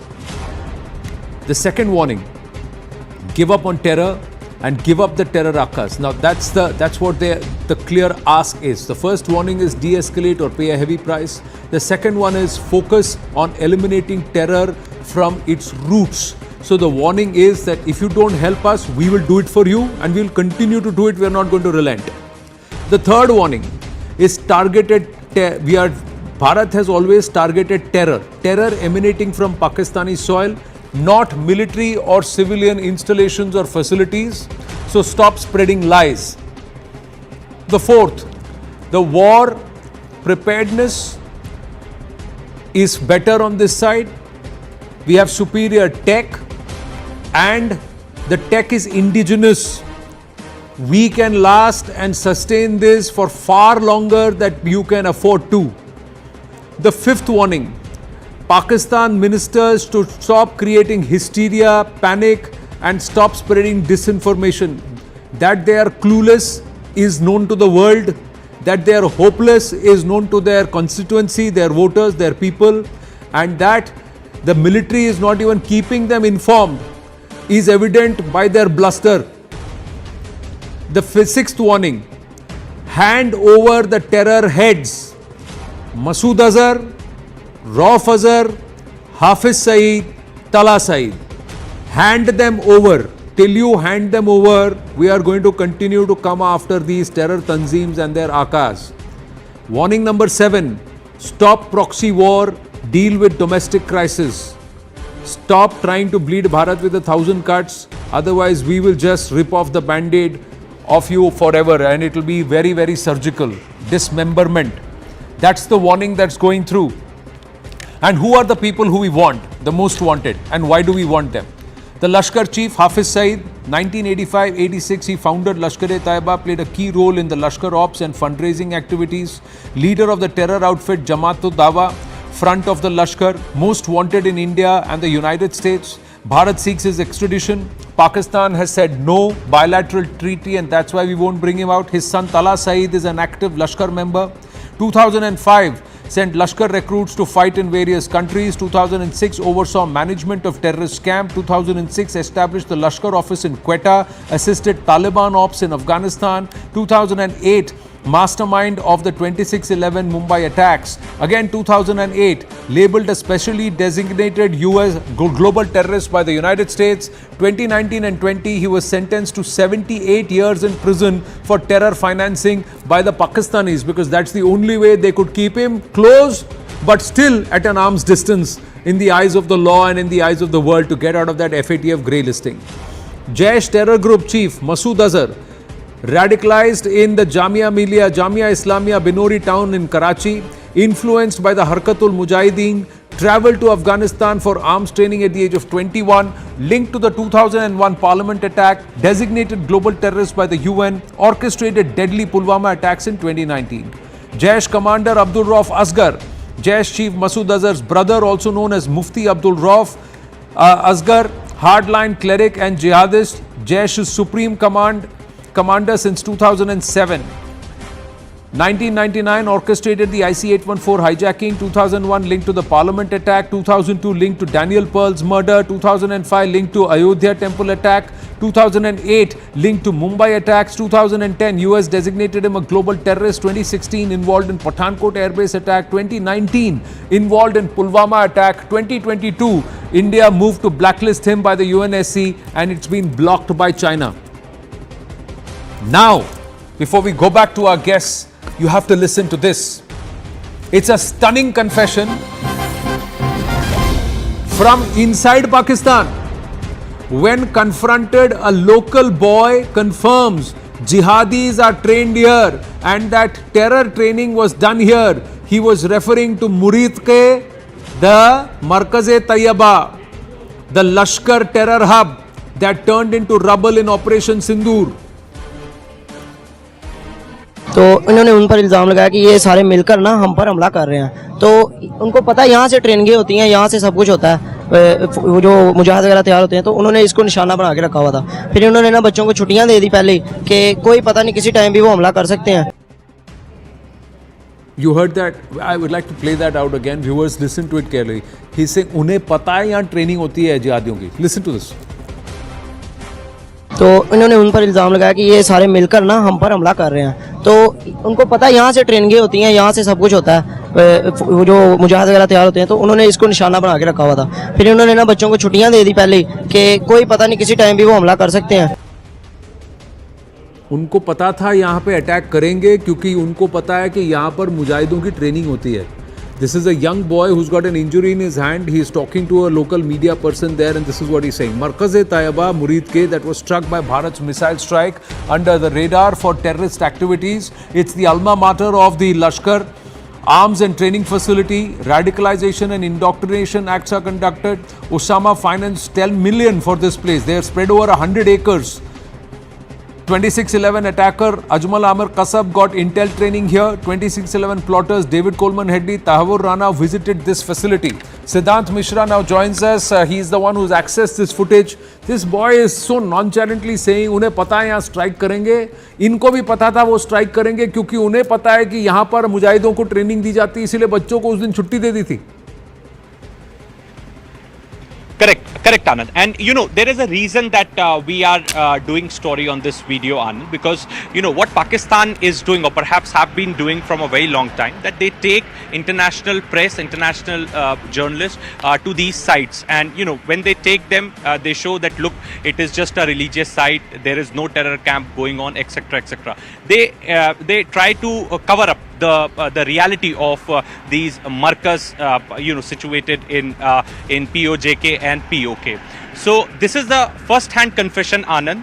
He is a local journalist. Perhaps he is taking some vox pops of the local boys. Perhaps what do they know about Markaz Taiba, and is it just a Markaz religious place, or it has some other significance as well? And perhaps this boy is confessing that mujahids and jihadists are trained here. Perhaps this is the first-hand confession, Anand, and this boy is not affiliated to any ideology, or perhaps he was told to say this. It is a very organic vox pop which this local journalist, perhaps we really don't know who this journalist is, but this local journalist is speaking to the boys, group of boys, and perhaps only wanted to know more about Markaz Taiba, since India has struck down this particular target. So why India has chosen this particular site? What was the reason? So replying to this journalist, this boy very innocently went on to confess that mujahids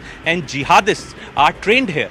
Now this is a testimony, perhaps, which again exposes Pakistan, and this video is also for international journalists. Perhaps they keep on writing that the sites hit by India were the religious sites. Even Anand, the other day Foreign Secretary was also asked in the briefing that did you hit mosques, whether the religious sites were targeted. Perhaps that was asked to the Foreign Secretary on the basis of the reports which were filed by foreign journalists and foreign for the media. Pakistanis So it are is masters. very important for the sake of our viewers. Yeah, what they do is they turn Markaz, which is a center, and it may have a mosque, so they turn Markaz into a mosque and say Markaz is equal to mosque. Markaz is a center, so that's because it's a center for training, it's a center, and it may have a place for prayer, and that place which is inside the center for prayer may be a mosque if it is, that's how. So it doesn't become, the whole place doesn't become a mosque.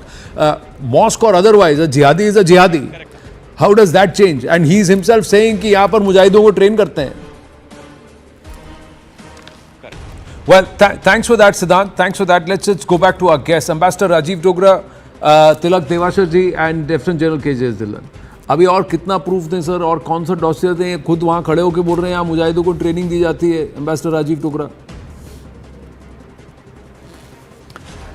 Well, couple of points, Anand. Let me start by saying that we need to be patient, because there are some voices already coming up from informed circles within India that why aren't we retaliating, why aren't we doing much more than Pakistanis are doing to us.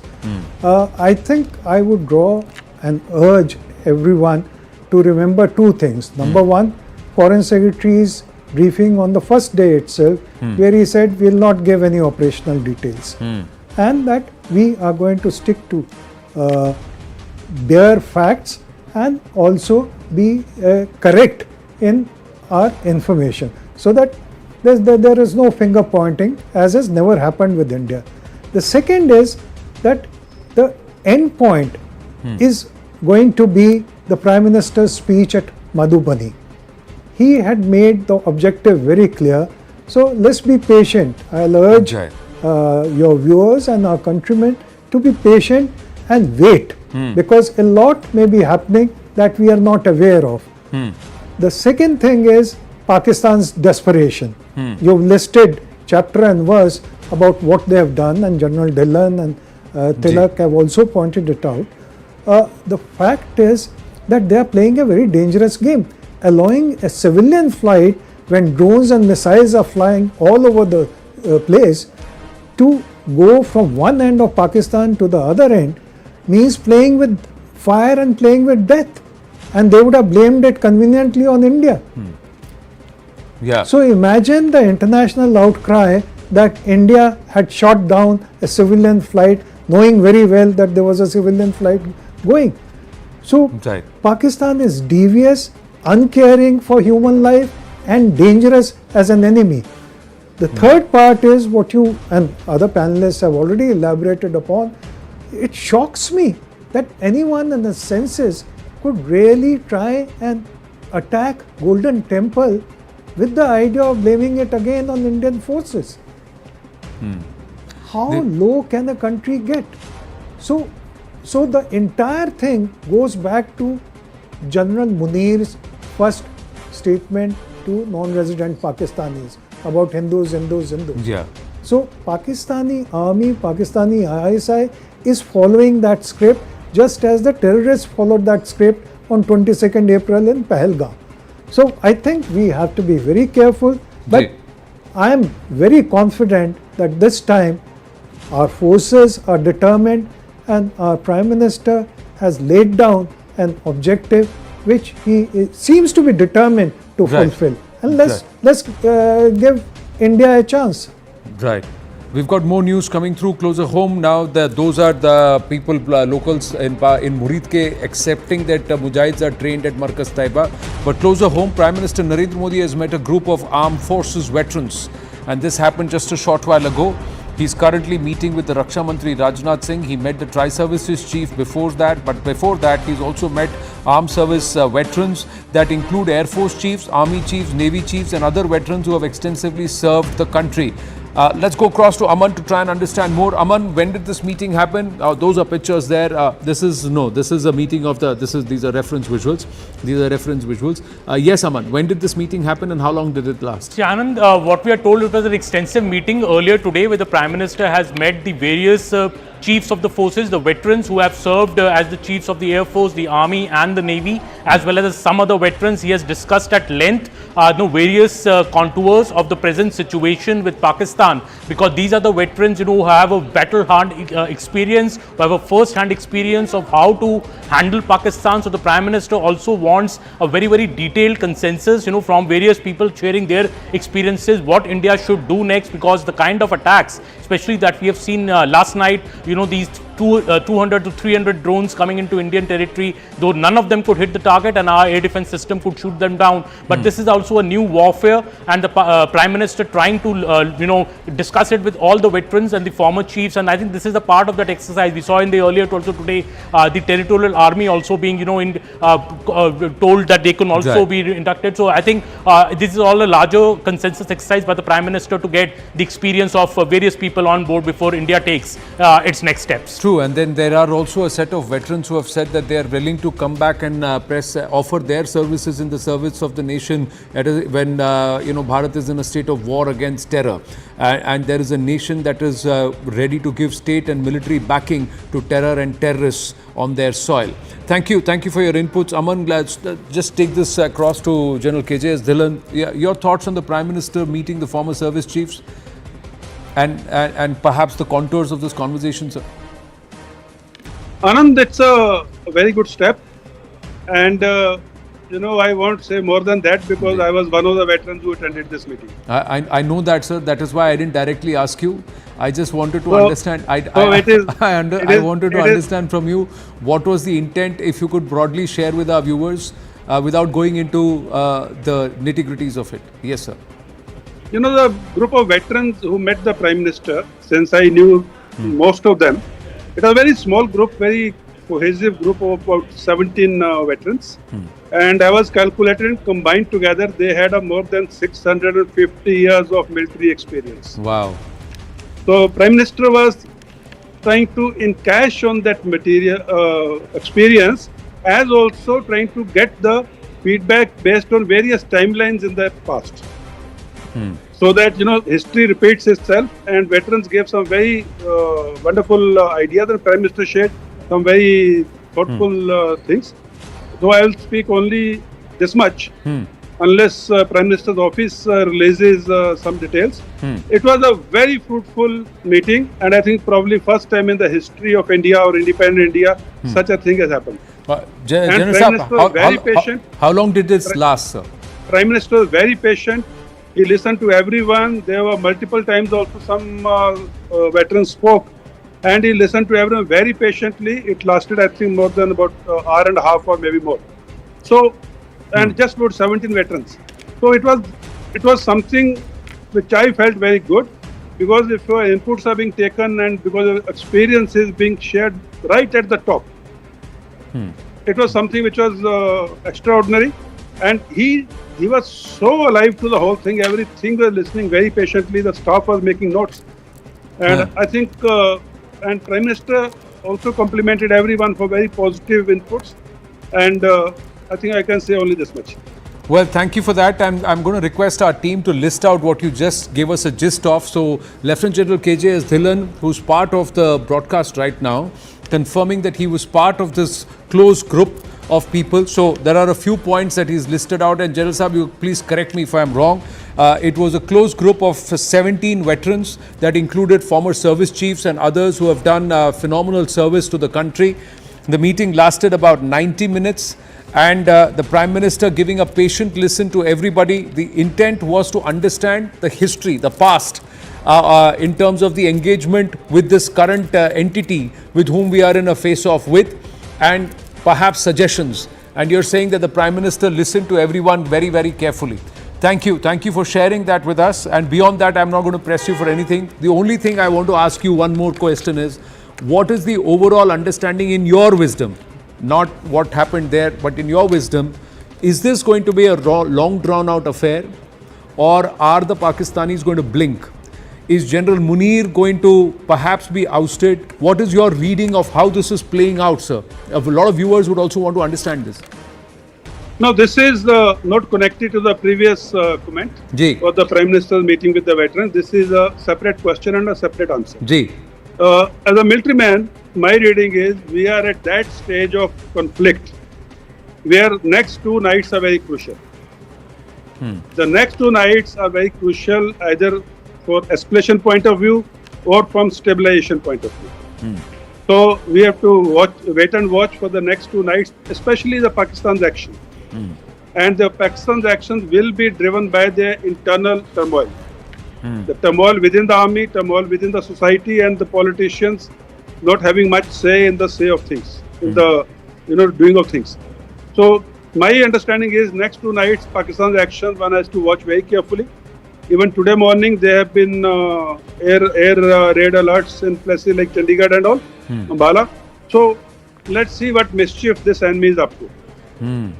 And I would like to comment only after 48 hours because it will be too premature to comment on an enemy like Pakistan who doesn't think through things. Tilak ji, you agree with the assessment? Yes, I just like to make 2 points.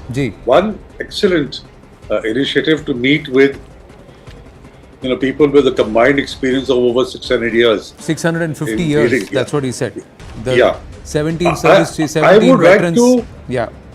I would like to expand this if there is some system in government to even people from the diplomatic corps, from the foreign service, who have dealt with Pakistan, people from the intelligence community, who have dealt with Pakistan all their lives, and they could also provide very useful inputs at this stage on how to deal with an enemy like Pakistan. We have 2 of them sitting on the panel tonight. Yeah, so exactly. The other thing I want to say is, see, the government statement has been restrained, targeted only terror camps, avoided civilians, avoided the military installations. The questions I would like to ask and put on the table, we all agree that the head of the snake is the Pakistan army. You can kill 200, 300, 500 terrorists. It's not going to make a difference because the incubator, the facilitator, the creator is the Pakistan army. So strategically, are we aiming in the right direction? Are we shooting in the right direction? If you don't tackle the source of where terrorism is coming from, you can achieve whatever you want this time. 2-3 years later, there will be another army chief who will want to burnish his credentials, will do the same thing. What then? So this is, I don't have answers, and I'm sure the government has better minds who are answering this question. But as a citizen now, ordinary citizen, I want to put this on the table that are we doing the right thing by not hitting out at certain locations of the army? I know there are consequences. I know the reactions, what will be. But if we want to hurt every 2-3 years by terrorist action and by our innocent people being killed and their blood being spilled, just by going only after the terror factories, are we doing the right thing? All right. Well, no, you make a very fair point. Ambassador Rajiv Dogra, your perspective. We've got more news. I'll go to General Dhillon with the developments after your comment. Ji, sir. Well, couple of things. Number one, it's a fight that General Munir has initiated, and at the moment, in Pakistani public perception, I think he has been humiliated. He has been humiliated when we targeted those 9 terror camps, and our drones and missiles went through unchecked. So he has to do something dramatic, which he hasn't been able to do so far. And that is why the desperation shows, as you pointed out, on possible attack on Golden Temple and so on. My fear is that the terror is still not ruled out as an option by Pakistan. It could be that there is another terror attack somewhere, not just in Jammu and Kashmir, but it could be in Punjab or anywhere else in India. They have suspected sleeper cells also. So that is point one. The second is, if they are so uncaring about lives in an aircraft flying through their territory, what else can they do? And they have tried everything. The international community has virtually boycotted them, not believed their version of what is happening. Within Pakistan, there are voices being raised. So what should we do in anticipation as a short-term and long-term measure? I think the answer to both is that please stick with Indus Water's suspension. That is going to hurt Pakistan, its economy and its people, and they will rise up against the army. They will start asking questions that it was because of you that this is happening, we are starving, we are in a famine situation. So that is the long-term solution. Yes, of course, as the nation anticipates that there will be a hard hit against the Pakistan army at some stage. Okay, we've just got more news coming through. Pak Army has resorted to unprovoked ceasefire violation in Digwar, Karmada sectors of Punch. Heavy firing is currently underway. Indian Army is retaliating very, very effectively. Jammu and Kashmir district Kupwara artillery shells are sounding again in the Karna sector. General Dhillon, you know that terrain very well. So let me ask you this. Earlier in the day, we had inputs that perhaps Pakistan is desperately trying to push infiltrators, and that's why the guns are blazing there. Is that true? Is that perhaps the reason why? Or is there another aspect to why these regions, Digwar, Karna, Karmada, Punch, and these areas, Uri? See, these are the areas which are infiltration prone because the LC is very thickly vegetated. And there are a lot of uneven grounds. And Pakistan, terrorists are Pakistan's force multiplier even during a conventional war. The 2.5 front which General Rawat used to refer to. So Pakistan is probably now trying to push in this terrorist because he probably wants to, engage the Indian Army on the logistics lines of communication. And we had a information where BSF had intercepted an infantry column. So this is the tactics. And the point which was made earlier by the co-panelist, I will make a statement and then I will amplify it. Intentions can change overnight. Capabilities take decades to build. So India should concentrate on decimating the capabilities of warfighting of Pakistan. Because if we do not decimate his air defense, we do not decimate his missile system or do not decimate his military assets, like co-panelists were saying, tomorrow there will be another Hafiz site, tomorrow there will be another Masood Azhar, the names will change, tomorrow there will be another Asim Munir. But another Asim Munir, another Hafiz site will be not able to do anything if Pakistan will be exposed and naked without the military capabilities. And they would know when India hits back, they will not have anything to protect their military and other assets. So, I'll repeat it, capabilities take decades to build, intentions can change overnight. Today, he will walk out of this situation by saying, okay, no, I will not do it again.